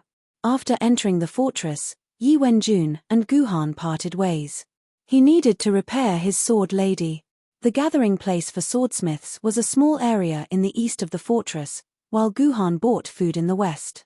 They were in completely opposite directions. There weren't many types of goods sold in the fortress. It wasn't a place for people to live a luxurious life. Instead, it was a place for swordsmiths to replenish themselves. Therefore, most of the goods sold were high in calories, nutrition, and could be eaten immediately. It was impossible to buy a large amount of red braised meat, which Qingpin liked to eat. Guhan didn't see anyone selling meat in the entire Fort Yuyang. This was a bit difficult. Guhan knocked on Qingpin's head in the pouch. "Hey, Qingpin, I can't buy your red braised meat." Qingpin originally wanted to lie on the bed with Yi Tian and sleep soundly. She didn't want to follow Guhan into the fortress. However, when she heard that Guhan was planning to buy meat for her, she immediately became energetic. She stayed in Guhan's pouch and opened her eyes wide to look around. She wanted to see if there was anything that could make her, the adorable Qingpin, drool. Unfortunately, Qingju and Jiyu Han were the same. They went to a few shops and still couldn't find any meat. This was very disappointing. Qingpin looked around sadly. In the end, she happened to see a stall selling fried food at the foot of the city wall. "Guhan, there. Let's go there and take a look." Under Qingpin's guidance, Guhan found the stall selling fried food. He realized that the pan wasn't frying potatoes, sausages, or any other conventional fried food. What he was frying was a white thing that was as long and as thick as a finger. "Sir, do you want to try it? This is the specialty of our Yuyang fortress, crunch crunch." The peddler eagerly introduced it to Yuyang. "This thing is called crunchy. What kind of name is that? Does it taste good?" Guhan asked. "All right, you'll know if it tastes good or not after you try it. If it doesn't taste good, it's free." The vendor used his chopsticks to add a piece of white crispy and placed it in front of Guhan. Guhan ate it without hesitation. Well, it did feel dry and crispy in his mouth. This thing was wrapped in a layer of dough, so the outermost layer was especially crispy, just like the outer skin of a KFC chicken drumstick. The meat inside felt like tofu. It melted in the mouth and was very smooth. It tasted like a mixture of nuts and chicken. It was indeed a rare delicacy. "How is it, Guhan? Is it delicious? Is it meat?" Qingpin asked expectantly. The taste is not bad. It's quite delicious. Qingpin, you should try one too." Guhan picked up a piece and put it into Qingpin's mouth. Qingpin quickly ate it, then chewed it and swallowed it directly into his stomach. How can there be such delicious meat in this world? After eating a mouthful, Qingpin's eyes suddenly lit up and he stared at the pot of crispy meat. Saliva flowed out of his mouth uncontrollably, and all of it dripped into Guhan's nursery pouch. "Guhan, buy it, buy all of it. Qingpin wants all of it. It's all Qingpin's. It's so delicious that Qingpin is dying." It seemed that this thing was infinitely attractive to Qingpin. Since Qingpin liked it, Guhan naturally would not be stingy. "How much is it?" "I'll buy all of it," Guhan said generously. "It's not expensive, 2,000 yuan per kilogram. There are 6 kilograms here. I'll sell it for 10,000 RMB. The peddler's face was full of smiles. This crispy noodle would normally not sell so well. Especially after knowing the source of the crispy noodle's main ingredient, very few people would buy it from him again. He was only able to deceive the new swordsman who came to Fort Yuyang for the first time and did not know the truth. "It's really not expensive." Guhan inadvertently recalled the frog meat he had eaten in Meiling. In terms of taste, it was not as delicious as this crispy meat. However, it cost 8,000 yuan per kilogram and 16,000 yuan per kilogram, which was 8 times more expensive than the whole crispy meat. It was only slightly more expensive than natural pork. "I want all of it. Pack it up for me." Jiyu Han swept away all of the peddler's crispy noises and left under the peddler's grateful gaze. Although Qingpin loved the crispy meat, it was only 6 kilograms after all. It was not enough for Qingpin to eat for one meal. Therefore, these crispy meat could only be defined as snacks. There was no trace of it that could be used as a meal. Helpless, Guhan could only buy a lot of ham sausages from the supermarket. It was said that this thing was produced with a recipe from before the apocalypse, and half of the meat was in it. However, at a price of 500 yuan for 10 kilograms, Guhan did not believe that it was made of meat. Even if it was ordinary synthetic meat, 1 kilogram would cost 80 yuan, and 10 kilograms would cost 800 yuan. How could 10 kilograms of ham be cheaper than meat? Unexpectedly, Qingpin did not dislike the taste. Therefore, Guhan bought another 500 kilograms of ham sausages and put them all in his dimensional pocket. Only then did he feel that it was enough for Qingpin to eat along the way. On the other hand, Guhan's dimensional pocket was also filled with all kinds of food. The dimensional pocket of the sword bearers did not have a lot of space. It was only a few cubic meters. However, there were dimensional pockets with more space, ranging from 10 cubic meters to 1,000 cubic meters. They were sold on the market. However, those dimensional pockets were very expensive. The cheapest 10 cubic meters cost 5,000 hero coins. Guhan only had 1,000 hero coins on him. He could not afford a better dimensional pocket. However, it was not that Guhan could not afford it. If he handed over his Marquise Zergs to the quest center, he could exchange them for 20,000 hero coins. He would become rich instantly. After solving the problem of Qingpin's food problem, Guhan was about to return to the floating bus outside the fortress. Just as he was about to set off again, Guhan suddenly received a call from Yi Wenjun. "Mr. Guhan, there is a small problem. Can you help me?" Yi Wenjun's voice on the communicator was a little low and ashamed. It seemed that something embarrassing had happened to him. When Han Sen saw Yi Wenjun, he was sitting in front of a blacksmith shop. A muscular blacksmith was standing behind Yi Wenjun with a look of disdain. "F***ck, you don't have money, and yet you're here to repair a sword maiden. Why are you acting like a boss when you don't have money? What's going on?" Even if Guhan did not ask, he could guess the reason. Yi Wenjun was out of money. "I don't have enough money," Yi Wenjun stammered. "He wants 130,000 RMB, and I only have 50,000, so..." Yi Wenjun was so ashamed that he wanted to find a hole to hide in. 130,000? Guhan frowned. Repairing a sword maiden won't cost more than 50,000 RMB anywhere. "Boss, why are you taking 130,000 from my friend? For normal damages, I only charge 20 or 30,000 RMB for repair and materials. But I don't just do normal repairs. I use an Earl-type dimensional crystal fragment to repair it. Big brother, an Earl-type dimensional crystal fragment costs no less than 100,000. My 130,000 is the cheapest I can offer. I only included the materials. I didn't even include the repair fee." Chapter 362. This was troublesome. Yi Wenjun had asked the blacksmith to use an Earl dimensional crystal to repair it. Compared to normal repairs, using a dimensional crystal was called a perfect repair. After a perfect repair, not only could the sword lady return to its original state, but it could also improve the quality of the sword lady. The attributes of the sword lady would be closer to the attributes of a natural sword lady. Therefore, many sword-bearers liked to let the swordsmith place dimensional crystals into the sword lady when they repaired it. It wasn't unfair for the swordsmith to charge Yi Wenjun 130,000. It was indeed worth it. Obviously, the problem was Yi Wenjun himself.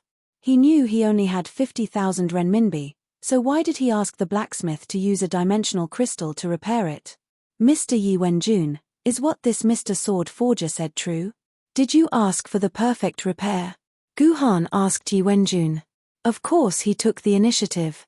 I even confirmed with him 3 times whether he was really going to use the dimensional crystal to repair it perfectly. The swordsmith immediately jumped out and said, "It was me." Yi Wenjun lowered her head. "Mr. Jiu Han, can you lend me 100,000 first?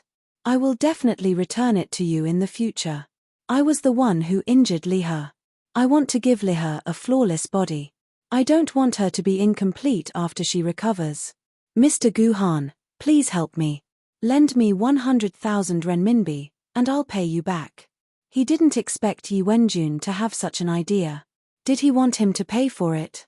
Thinking about this, Ji Yuhan could not help but feel annoyed. No wonder the Yi clan would continue to decline. Every generation of the Yi clan was this kind of person. It was like girls before the apocalypse. Their families were poor, and they had no money, but they would still buy things on Daobao. After buying the things, she went to her boyfriend's side pitifully and forced her boyfriend to pay the bill.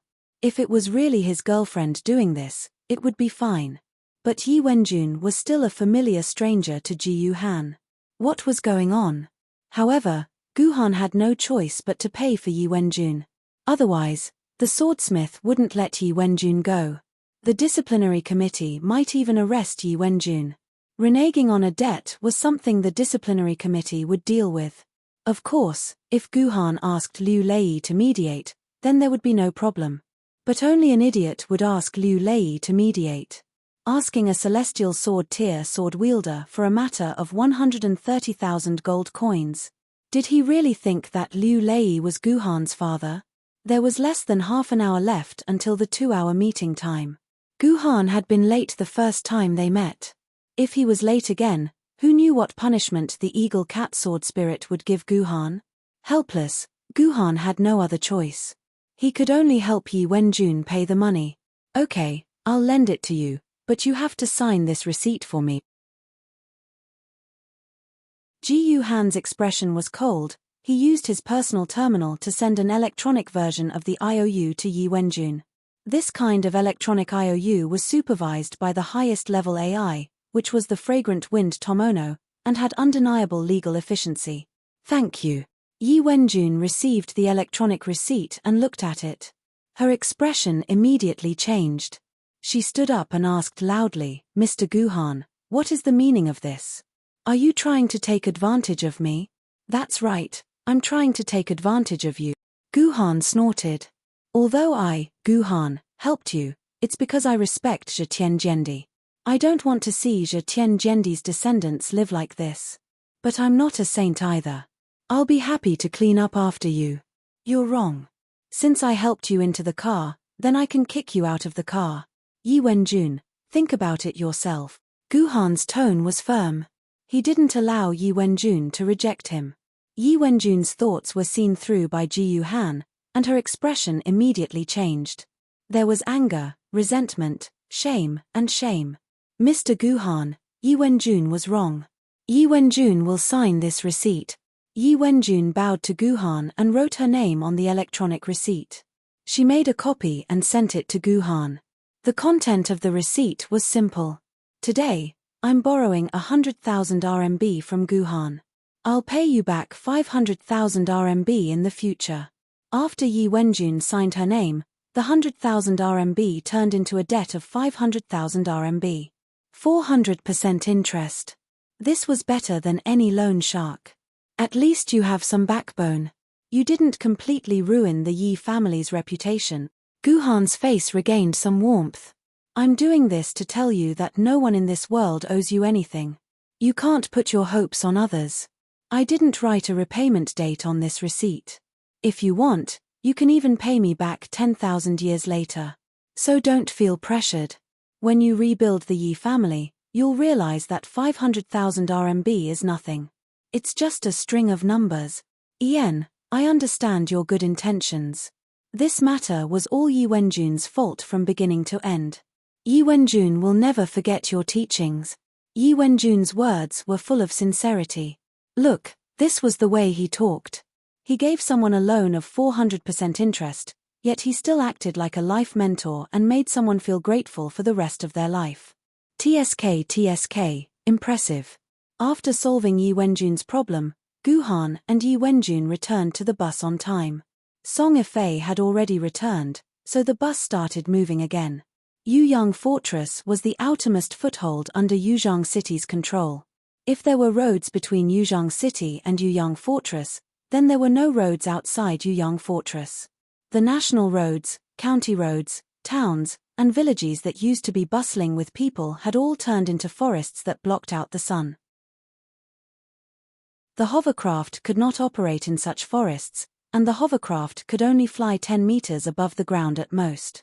Many of the trees had grown to a height of 20 to 30 meters, and it was simply unrealistic to drive over the top of the forest.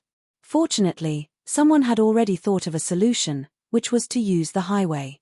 The quality of the highway before the apocalypse wasn't that great, and it wasn't like King Dao's saws, which were filled with repair parts wrapped in oiled paper. However, reinforced concrete had a long lifespan. It had been 1,000 years since the apocalypse, but about 30% of the highway's concrete structure was still intact. Moreover, 70% of the roads had collapsed, and the large chunks of concrete on the ground wouldn't disappear naturally even after tens of thousands of years. Naturally, no trees could grow under them. Therefore, because of the existence of the highway network, there was still a concrete highway connecting all parts of China. Ordinary cars couldn't travel on such a highway, but it wasn't a problem for the hovercraft. As long as the road was clear and there weren't any trees suddenly blocking the road, the hovercraft could smoothly fly over the concrete ruins. It was even faster than when the highway was in good condition. Yuyang Fortress was built along Dongting Lake, and the Hangrui Highway passed by it before the apocalypse, crossing the Dongting River system. Guhan's hovercraft only needed to follow the shore of Dongting Lake all the way north to find the Hangrui Highway easily. 30 minutes after they set off, Guhan saw a concrete bridge crossing the water. 1,000 years had passed, but the bridge was still intact. There were no signs of it collapsing. The hovercraft took a turn and entered the Hangrui Highway. Next, they just needed to follow the Hangrui Highway westward and change to another highway at the hub of the highway to reach Gansu. According to the plan, if there were no problems along the way, they would arrive in Gansu in about 3 days. In other words, Guhan had to stay on the hovercraft for another 3 days. These 3 days were fine for Guhan. He only needed to meditate on the bed and clear his meridians. However, for Song Ifei, it was more difficult. On the hovercraft, he could only maintain basic communication with the base city. All the network functions of his personal terminal couldn't be used, and Sword Maiden Online naturally couldn't be accessed. Song Ifei, who was in a hurry, didn't even have time to download a single movie or TV series. It was like a nerd who relied on his cell phone all day and suddenly found out that he had lost his cell phone and the internet. Then, he found himself on a train that had to travel for 3 days. Everyone could imagine how it felt. In short, Song Ifei was restless. He paced around Guhan and said all kinds of crazy things. Guhan could only pretend to be deaf. This situation lasted until the evening of the second day, when it was broken by an earth-shattering news. Yuyang Fortress has been breached. After ending the communication with the base city, the Eagle Cat Sword Spirit suddenly gathered everyone and announced the shocking news with a gloomy face. Chapter 363. Suddenly, Guhan and the others heard the shocking news. They had just been purchasing supplies in the fortress yesterday, and the scene was still playing in front of their eyes. It was as if they had just returned home from school, and 1 day later, their friends told them that their school had exploded. Of course, they would be happy to hear that their school had exploded, and they would at least be able to take a few weeks off. But when Ji Han and the rest heard the news, it was not good at all. The entire carriage was in a state of panic. How could this be? How could this happen? Among all of them, Song Ifei was the most emotional. Yesterday, she had wandered around the small but safe place, but today, the place had been conquered and no longer existed. The second most emotional one was Ku Rokin. When he heard the news, he looked very sad. He kept hitting the window with his fist, as if everything had happened because of him.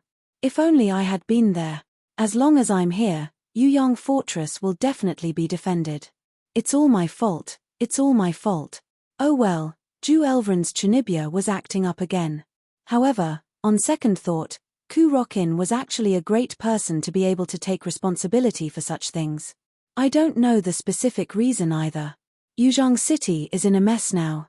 I talked to them for a few minutes, and they hung up on me. The sword spirit Eagle Cat's face was also gloomy. As a swordsman, He had spent most of his life in Yang Fortress. When he was young, he and his comrades had gone in and out of Yang Fortress time and time again to experience the battles there. In the entire carriage, the sword spirit Eagle Cat was the one who had the deepest feelings for Yang Fortress. He was the one who felt the most pain in the carriage. Although I don't know the specific situation in Yang Fortress, Sword Immortal Cloudy Sky has given the order. Our destination remains the same, and we will still go to Chongyang Mountain. From now on, all of you must be on high alert. This world is going to be chaotic again. The Eagle Cat let out a sad sigh and walked back to his room. Looking at his back, he seemed to have aged by more than 10 years. At the moment, Yuzhong City was indeed in chaos. Whether it was the institutions under the council or the departments under the Sword Committee, they were all in a mess. Everyone was running around to deal with the chain reaction caused by the news of the fall of Yang Fortress. Even the air in Yuzhong City was filled with the smell of solidification. The news of the fall of Fort Yuyang could not be hidden from the commoners. Only a few hours later than the officials, this explosive news had already reached the ears of everyone in Yuzhong City. Yangjing City and the other 7 cities had also received the news. Fortunately, this was not the first time Yuyang Fort had fallen. Before this, Yuyang Fort had already fallen more than 30 times. Some of the older people could still remember the last time Yuyang Fort had fallen. The fall of the Yang Fortress did not mean that Yuzhong City would fall as well. Therefore, the entire Yuzhong City remained relatively calm when they received the news. Sword Committee, Conference Room 1. Liu Lei and Zhu Wudao sat in the main seats of the conference room. On either side of them were the people in charge of the Sword Committee and the Council. Keep your spirits up, don't act like your mother just died. When I was young, Yuyang Fort had already fallen into enemy hands twice. One time, I was inside Yuyang Fort. Am I not still alive to see you all now? Calm down and tell me what happened in Fort Yuyang. Liu Lei could not help but knock on the table when he saw the silence in the conference room. He had experienced the fall of Fort Yuyang twice in his life. This was the 3rd time. Where are the people from the Sword Committee and the Rescue Department? Come and report to me first. What's the situation with the sword bearers in Fort Yuyang? Have they all been rescued? Liu Lei ordered. A middle-aged man sitting on the right side of the table stood up and reported. Reporting to Lord Pavilion Master, according to our investigation, there were a total of 587 sword-bearers in the Fort Yuyang. Among them, there were 300 Fort Yuyang guards and 287 sword-bearers who were adventurers. There were 3 spiritual sword-bearers, 34 famed sword-bearers, 150 treasured sword-bearers, and 400 ancient sword-bearers. 421 of them returned to Yuzhong City safely. 51 were sacrificed, and 115 are missing. I'm afraid they're already dead. The person in charge had tears in his eyes when he mentioned the number of casualties. Those who had died were not ordinary people. They were all precious sword-bearers. What are you crying for? What are you crying for? Zhu Wudao slammed the table. Didn't more than 400 people return? This is already the best result in history. I still remember the last time when Fort Yuyang fell, only a little more than 100 out of the 800 sword-bearers returned. All 700 of them died there. Compared to the last time, this time is already very lucky. What are you guys crying for? Pull yourself together. Yes, Pavilion Master. Everyone shouted in unison. The atmosphere eased up a lot. But it's strange. Why did so many people return this time? Liu Lei didn't understand. He was one of the 100 lucky survivors who managed to escape from the Yuyang Fort the last time. Liu Lei clearly remembered that he had been through a lot. He had encountered 4 or 5 near-death situations before he was lucky enough to escape back to Yuzhong City. The defense of Fort Yuyang was one of the most tragic battles in Liu Lei's life. Most of the sword-bearers had died on the wall. Dozens or even hundreds of Yuan Ku had surrounded the defending sword-bearers. Many of them had not lasted more than 3 minutes before their blood stained the battlefield, never to return. In Liu Lei's memory, more than 400 of the 500 people had returned. This was simply impossible. This is all thanks to the quantum teleportation circle, the minister replied. The quantum teleportation circle we built at Fort Yuyang 10 years ago has made a great contribution. All the sword bearers don't have to break out of the city like before. They only need to gather together and guard the teleportation circle. Then they can return to Yuzhang City. That's why we were able to withdraw so many survivors. I see. Liu Lei nodded. He had forgotten about the quantum teleportation circle. With it, their chances of survival would be greatly increased. What about the civilians? What about the civilians in the fort? Zhu Wudao turned to the council staff on his left. According to incomplete statistics, there were more than 3,000 civilians in Fort Yuyang at that time. Less than 300 of them returned, the council staff said with grief and indignation. 4/5 of the 500 sword bearers had returned, but only 10% of the civilians had made it back. That's good. 300 managed to escape. Last time, the number of civilians was only in the single digits. Liu Lei didn't care at all. It didn't matter that thousands of civilians had died. Those civilians were all adults. 99% of them could never become sword bearers again. It didn't matter if they died.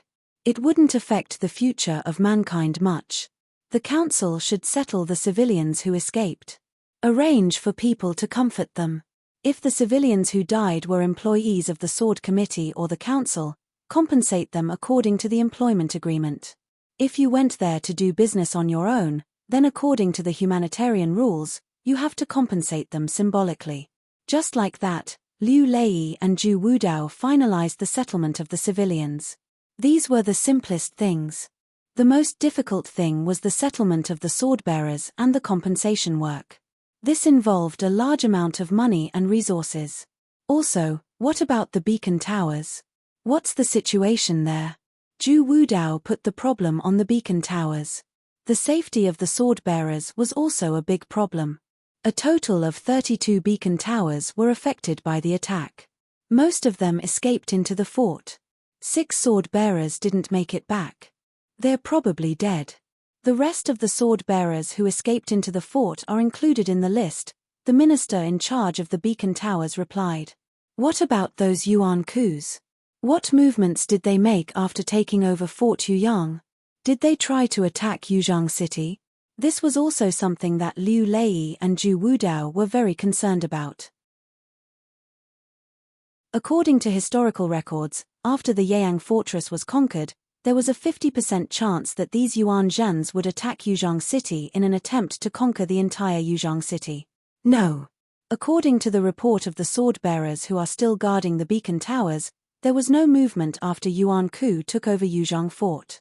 After we lost hundreds of surveillance drones, we found that all of the Yuan Kus were gathered in Yuyang Fort. They didn't leave. They didn't leave after taking over the fort. Liu Lei's expression changed. This wasn't good news. It meant that Yuan Kus were gathering more power. Once they finished gathering their power, Yuzhang City would be attacked. What about the Eagle Cat's sword spirit? Zhu Wudao asked casually. I remember that he went to Yuyang Fort for a mission. Our communication department has contacted the Eagle Cat's sword spirit. They didn't stay in Yuyang Fort yesterday. They're about to leave Hune Province, the person in charge of the communication department reported. Oh, that's good. The Eagle Cat's sword spirit is the backbone of Yuzhang City. We can't afford to lose any sword spirit sword bearers. Zhu Wudao's expression completely relaxed. As long as Ku Rokin was fine, he had nothing to worry about. By the way, the Eagle Cat's sword spirit also asked us if we should let him come back to protect Yuzhang City. Tell the Eagle Cat's sword spirit that he wants to continue his mission. Yuzhang City doesn't need him back. His mission is the most important, Zhu Wudao said firmly. Your Excellency, you haven't recovered yet. You can't go in. At this moment, a loud noise came from the door. Then, a strong man, dripping wet and bleeding from various wounds, rushed into the meeting room. This man was the 100-fold sword spirit. He was responsible for the safety of Yuyang Fort. Chapter 364. What's wrong with you guys? Why did you let the pleated sword out? Didn't I tell you guys not to let the pleated sword leave the hospital before he fully recovers? What the hell are you guys doing? Liu Lei scolded the doctors that followed him. The pleated sword spirit was the spiritual sword-level swordbearer responsible for guarding Fort Yuyang. During the retreat of Fort Yuyang, the pleated sword spirit was always at the front. After all the swordbearers had retreated, he was the last to leave Fort Yuyang through the quantum teleportation array. He even activated the self-destruct mechanism at the end to prevent Yuan Ku from using the teleportation array to enter Yuzhang City. Although the pleated sword spirit had lost Fort Yuyang, it couldn't be said that he didn't fight with all his might. Therefore, Liu Lei ordered the pleated sword spirit to stay in the hospital until he fully recovered. In the end, the pleated sword spirit actually ran into the conference room. Looking at the various fluids and needles on his body, he probably ran out from the medical chamber. Sir Yun Xiao, since you guys are having a meeting, why didn't you bring me along? I participated in the entire battle. Who else here has a better right to speak than me? The pleated sword spirit looked around. Everyone who came to the meeting didn't speak. Indeed, if they wanted to ask about the situation of the battle, there was no one more suitable than the pleated sword spirit. You. Liu Lei sighed. Doctor, how's the pleated sword spirit? Can he stay here for a while? No problem, Sir Yun Xiao only suffered some superficial wounds, it's not a big deal. The doctor quickly replied. Actually, even without the doctor, the pleated sword spirit's strong physique would be able to heal his wounds in a few days. That's good. Bai Rui, tell us what exactly happened in this battle. How did the Yuyang fort fall in less than an hour? Don't you know that you've already made history? The fastest time Fort Yuyang fell was set by you, the pleated sword spirit. Speaking of this, Zhu Wudao was furious. In the past, the Yeyang fortress had lasted at least 2 to 3 hours, but now, it had been breached within an hour. Those guys in Yangjing City could boast about it for the rest of their lives. They came too suddenly. We had no warning at all. When Bai Rui said this, there was still a trace of fear left on her face. Our fort's radar and the 32 beacon towers on the periphery didn't detect any trace at all. It was as if they had appeared out of thin air in this world. That's right. This feeling is similar to the quantum teleportation circle. They seem to have arrived near Fort Yuyang through the teleportation circle. That's why we were caught off guard. Half of our troops were still reorganizing in the city, but the Yuanshan had already broken through the city gates. We didn't even have the chance to defend the city walls, so we were immediately routed. If it weren't for the quantum teleportation formation, I'm afraid only a dozen of us would have escaped. You're talking about the teleportation circle. Zhu Wudao's heart skipped a beat. He immediately questioned one of the officials below him. Formation Defense Department, has our large-scale space restriction formation lost its effect? The large-scale space restriction formation was an array set up by humans to restrict Yuan Ku's teleportation magic. It was unknown how Kunzu had invented it. This array relied on dimensional crystals to activate. Once it was activated, it could isolate large-scale teleportation magic within a 500-kilometer radius. As a result, Yuan Ku had to assemble 500 kilometers away and then march on land to attack the base city. Otherwise, many Yuan Ku, who could use Yuan Ku's teleportation magic, could launch a surprise attack on the base city at any time and from any place.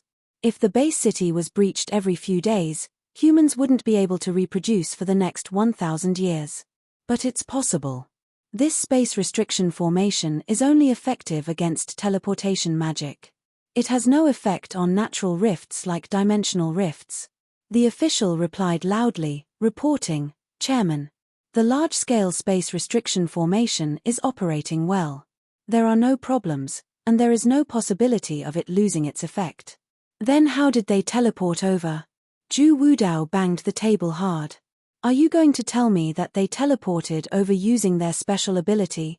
Apart from being unable to restrict dimensional rifts, the large-scale space restriction formation could not restrict pure special abilities like teleportation. Teleportation was a human's special ability and did not belong to the scope of magic. Perhaps, they came here through teleportation. The pleated sword spirit paled when she heard the word teleportation. If my memory serves me right, I should have seen the perverted sunspot just now. Perverted sunspot? Liu Lei exclaimed in surprise. Impossible. Didn't the Freedom Metropolis never participate in the matters between us and Yuan Ku? How could they attack our fortress? No, the Freedom Metropolis has already attacked us. Although the ones attacking us this time look like some demonic beasts, their whereabouts cannot be hidden from my thousand-eye sword. The thousand-eye sword spirit saw clearly that not only are there perverted sunspots hiding among these demonic beasts, but there are also the super electromagnetic gun, updraft, thermostatic reaper, and fantasy killer. You know their status in the Freedom Metropolis. They can be said to represent the entire Freedom Metropolis. The Freedom Metropolis has officially declared war on us, the pleated sword spirit said through gritted teeth. At the same time, the entire conference room began to clamor. Everyone was whispering. They simply could not believe that the one attacking the Yang fortress this time was actually the Freedom Metropolis Yuan Ku. The Freedom Metropolis was a completely different existence in the Yuan Ku community. Other Yuan Ku factions and humans were absolute enemies, and they could not wait to completely destroy each other. They were mortal enemies who had been fighting for 1,000 years. Although 95% of Yuan Ku entered the world, they were instinctively branded with the filth of fighting humans to the death and destroying humans. There were some special Yuan Ku. However, there were some special Yuans that didn't have any hostility towards humans after entering this world. They even had some sympathy for humans and wanted to fight alongside them. During the most difficult times for humans, it was these Yuan Ku that gave humans a hand, allowing humans to hold on until Kunzu achieved Jendi and led humans to fight back. Therefore, humans called these Yuan Huis the Free Yuan Huis. Later on, the word Yuan Huis was removed and became the term for the free. Later, the free people, Yuan Ku, and humans reached an agreement. They could move freely on Earth, but they would not participate in any battles between humans and Yuan Ku. They would also not help either side between humans or Yuan Ku. They would always maintain a neutral attitude. These free people built a city that belonged to them, the Freedom Metropolis, in the no-man's land of the Caucasus. For hundreds of years, the free people, the sword-bearers, and Yuan Ku had maintained a state of peace. Apart from the occasional travel, the free people rarely left the Freedom Metropolis. But this time, the Freedom Metropolis actually took the initiative to attack the humans' fortress. This was something that had never happened in hundreds of years. During the arduous sword era, when the humans were at their weakest, the Freedom Metropolis had always maintained peace with the humans and never attacked them. This was a major event that could shake the entire upper echelons of humanity and make them feel uneasy. It was a major event that could change history and destroy humanity. Legend had it that there were 200-level Yuan Ku in the Freedom Metropolis, which was equivalent to 2 Emperor-level sword-bearers. Their strength might not be very high, but once they joined Yuan Ku, humanity would inevitably face a more dangerous situation in the future difficult sword era. How is that possible? Why would the Freedom Metropolis attack us? Why did they tear up the contract? Why is that impossible? Don't forget that the people of the Freedom Metropolis were originally Yuan Ku. It is not strange for them to return to their original camp. I said that Jendi should not have let the Freedom Metropolis go. He should have taken advantage of their weakness and killed them all. There was a lot of discussion in the audience. Everyone was shocked by this explosive news. Some pessimistic people even felt that the crisis of mass extinction was coming. Silence. All of you, silence. Zhu Wudao slammed the table, and the entire table was instantly broken into 2 by Zhu Wudao. The Freedom Metropolis is not that scary. Compared to the number of prehistoric Yuan Ku, even if all the Freedom Metropolis joined Yuan Ku's camp, it would not be a big deal. Humans can resist it. What are you guys shouting about? Zhu Wudao's authority instantly silenced the entire room. Ahem. Let me say a few words. The situation might not be as bad as we think. Liu Lei coughed a few times. With the pleated thousand eyes, no Yuan Ku or free people can escape her eyes. Even if they are hidden in the void, thousand eyes can easily see them. In other words, the only people who participated in the attack this time were the perverted Sunspot, Updraft, Death God, and the Phantom Killer, right? That's right. The pleated sword spirit nodded. Thousand Eyes didn't see anyone else. Very good. I think things shouldn't be bad enough to start a war with the Freedom Metropolis. Since these free people are hiding among the demonic beasts, it means that they are still trying to cover their tracks. They are not willing to start a war with us. At least, they are not willing to start a war with us openly. Liu Lei's words were very reasonable, and everyone heaved a sigh of relief. Since the free people were still trying to cover up, it meant that the situation was not bad enough to start a war directly. At that moment, the minister in charge of managing communications suddenly said to Zhu Wudao, "Chairman, there is a communication from the Swordbearer's personal terminal requesting to connect to you. Unless one knew Zhu Wudao's personal communication number, all communications that attempted to talk to him would be transferred to the artificial platform." "No, I'm hanging up. I don't have the American time." Zhu Wudao refused immediately. "Chairman, it's best if you take it." The minister gulped. According to the number, the holder of this personal terminal should be a swordbearer who has gone missing in Fort Yeyang. It's from the missing swordbearer. Everyone who heard the news instantly focused their attention on the Minister of Communications. Most of the missing swordbearers were in Yuan Ku's hands, which meant that this communication was most likely from the free people. "Sure. It's a good sign that they are willing to communicate," Liu Lei said with a smile. Chapter 365. Ever since the news of Fort Yuyang's fall had been spread to Guhan's team, bits and pieces of other news had also reached them. 4/5 of the sword bearers had returned safely. This news made Guhan and the others relax a little, but the loss of more than 100 people was still not a small one. Yi Wenjun, on the other hand, was no longer calm. He had lost contact with Uncle Huang. Uncle Huang had recovered from the medical pod the day Yi Wenjun boarded the train, but he was not qualified to follow the team to Chongyang Mountain. Yi Wenjun's qualifications had been specially approved by Liu Lei. Uncle Huang was only an old sword-bearer, so he had no right to go to Chongyang Mountain to participate in the trial left behind by Zhetian Zhendi. Uncle Huang knew his place, so when Yi Wenjun went to Fort Yuyang to fix the sword lady, Uncle Huang took the initiative to leave the team. He planned to stay in Fort Yuyang and return to Yuzhong City with the team. Yi Wenjun did not ask him to stay. Uncle Huang was old, and he should stay in the city and enjoy his life instead of following Yi Wenjun around. Yi Wenjun happily said goodbye to Uncle Huang and left Fort Yuyang. Who would have thought that the second day after they left, Fort Yuyang would fall? Yi Wenjun begged the Eagle Cat Sword Spirit to check if Uncle Huang was among the 400 people who had escaped. However, the Eagle Cat Sword Spirit contacted the base twice and found that there was no signal at all, so it no longer cared about the matter. 4/5 of the sword bearers escaped. Uncle Huang's chances of survival are very high.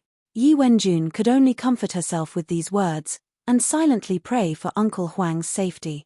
Yi Wenjun's days were filled with apprehension and suspicion, while Ji Yuhan's days were filled with clouds and fog, layers upon layers of fog. First of all, Ji Yuhan had been puzzled by a certain detail in the "Heroes Begin with Insignificance" dungeon. He had thought that this detail was very strange and he could not understand it no matter how hard he thought about it. However, the moment he heard that Fort Yuyang had been attacked, Ji Yuhan came to a sudden realization. He was shocked to realize that he had actually been warned about the possibility of an attack on Fort Yuyang. That was Yi Qing's very serious request that Ji Yuhan depart for Chongyang Mountain within 5 days. Guhan did not understand why. Additionally, after exiting the Instance dungeon, he had to go through 2 consecutive days of sect challenges. Thus, Guhan had to spend a great deal of his energy and stamina. This made Guhan sleep for another day and night. When he woke up, he was shocked to find that there was less than a day left before the 5-day departure. Fortunately, due to a freak combination of factors, Guhan finally set off within 5 days. Regarding this, Guhan couldn't understand. Until now, Guhan suddenly realized that Yi Qing had already known that Fort Yuyang would fall under Yuan Ku's attack. That was why she had requested Guhan to depart within 5 days. If Guhan had set off on the 6th day, then Guhan would have arrived at Fort Yuyang today. When Yuan Ku attacked, Guhan would most likely be in Fort Yuyang, and his life would be in danger. Thinking about it, this was too frightening. 700 years ago, Zhetian Zhendi already knew exactly when Fort Yuyang would fall. Even the desolation-level Yuan Ku Yahweh's great prophecy spell would not be able to reach this level of accuracy. What happened to Zhetian Zhendi in the past? What does it have to do with me? Guhan continued to speculate. The most likely possibility was that Guhan had traveled 700 years in the future and met Zhetian Zhendi. They might have even fallen in love. That was why he had left so many things related to him and set up so many backups. Then there was a new problem. If he really traveled to the past, could he return to the present? Why wasn't there any trace of him in the past? Would the world change because of him if he returned to the past? Would the world remain the same or not? All in all, this was a series of profound, deep, and complicated questions that Guhan wouldn't be able to answer even if he spent the rest of his life thinking about them. Fortunately, Guhan didn't need to waste time on these questions. This was because a new problem had arisen. This problem came from Ji Yuyun. Ever since she had boarded the bus, she hadn't moved for 2 whole days. She didn't eat or speak, and just sat on the bed in a meditative posture. If it weren't for Ji Yuyun still maintaining her breathing, Guhan would have thought that she was dead. On the first day, Guhan didn't mind, but on the second day, it was a problem that he had to face. If she didn't eat or move, Ji Yuyun would be in big trouble. Therefore, after this situation lasted for 2 days, Guhan had to forcibly carry Ji Yuyun out of the bed and put her on the dining table. Ji Yuyun still remained motionless, which was very strange. It looked like someone had hit her acupoints. Ji Yuyun, what's wrong with you? Don't scare me. Guhan gently patted Ji Yuyun's face, but Ji Yuyun still didn't have any change or reaction. That's troublesome. Guhan carefully observed Ji Yuyun and found that her clothes were a little strange, especially the position of her abdomen. The clothes that should have been flat were pushed up, as if there was something hidden in them. Ji Yuyun immediately lifted Ji Yuyun's clothes. He wanted to see what Ji Yuyun was hiding under her clothes. What are you doing? Pervert. How dare you do this to your sister in broad daylight? At this time, Song Yifei walked out of her room and happened to see Guhan lifting Ji Yuyun's clothes. Then, he stared at the obscene scene inside Ji Yuyun's clothes. Song Yifei immediately rushed up and slapped Guhan's face. What a pervert, he didn't even let go of his sister. However, Song Yifei didn't slap Guhan's face. Guhan tilted his head and dodged it. Then, he grabbed Song Yifei's hand and forcefully threw it back. Then, he covered Ji Yuyun's clothes again. You pervert. Sex maniac. Sister complex. Song Yifei's wrist was hurt by Guhan. She held her wrist and said disdainfully, "Shut up, it's not what you think." Guhan snorted, Ji Yuyun hasn't eaten or slept for 2 days and 2 nights. She's in a very strange state now. I'm just checking her body to see if there's anything strange. What are you thinking about? I see. Song Yifei blushed. Indeed, Ji Yuyun had been in this strange state for a long time. This was an inconceivable thing for a 5 or 6-year-old child who was alive and kicking. Children of this age were all naughty children. They were naughty children who couldn't wait to turn the whole house upside down. It was indeed extremely strange for them to not move for 2 days and 2 nights. What's going on? Did you find anything wrong with her? Song Yifei asked nervously. No, there's nothing wrong with Ji Yuyun's body. Guhan shook his head. Move aside, I'm going to use the medical pod to check Ji Yuyun. Let's see if the medical pod can find anything wrong with Ji Yuyun. In the end, the medical pod couldn't find anything wrong with Ji Yuyun. This special medical pod, which was specially made for sword immortals, scanned Ji Yuyun's body. The result was that the patient was fine. She was just hungry. Helpless, Guhan could only carry Ji Yuyun out and put her back on the dining table. What should we do now? Song Yifei felt Ji Yuyun's pulse. It was very normal. She indeed looked very healthy. She was just a little hungry. Why don't we feed Jiu Yun something first? Otherwise, she'll starve. Okay. Guhan nodded in agreement. This was indeed the right decision. Before figuring out what happened to Jiu Yun, it was more important to solve Jiu Yun's hunger problem. Aya, but where can we find glucose solution? Jiu Yun can't chew now. She can't eat at all. Song Ifei searched around the floating bus, trying to find glucose solution for Jiu Yun to drink. However, in a situation where all emergency medical equipment had been replaced by medical pods, not a single medical kit could be found on the bus. There were some medical supplies in Jiu Han's dimensional pocket, but they were all for hemostasis, pain relief, and detoxification. There was no such thing as glucose that could stop hunger. Why don't we make some rice porridge for her? Song Ifei thought for a while and suggested. Mash the cooked rice into porridge and feed it to Jiu Yun. Porridge? Guhan suddenly had an idea. He remembered that he had bought some crunchy crunches in Yang Fortress. Guhan had eaten 1 or 2 pieces.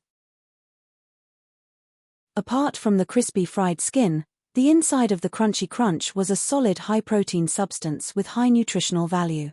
Moreover, the meat of the crunchy crunch was very tender, almost to the extent that it melted in one's mouth. As long as one put it in one's mouth, the meat inside would automatically melt in the innermost part, just like candy. It was the best food to supplement Jiu Yun with nutrition.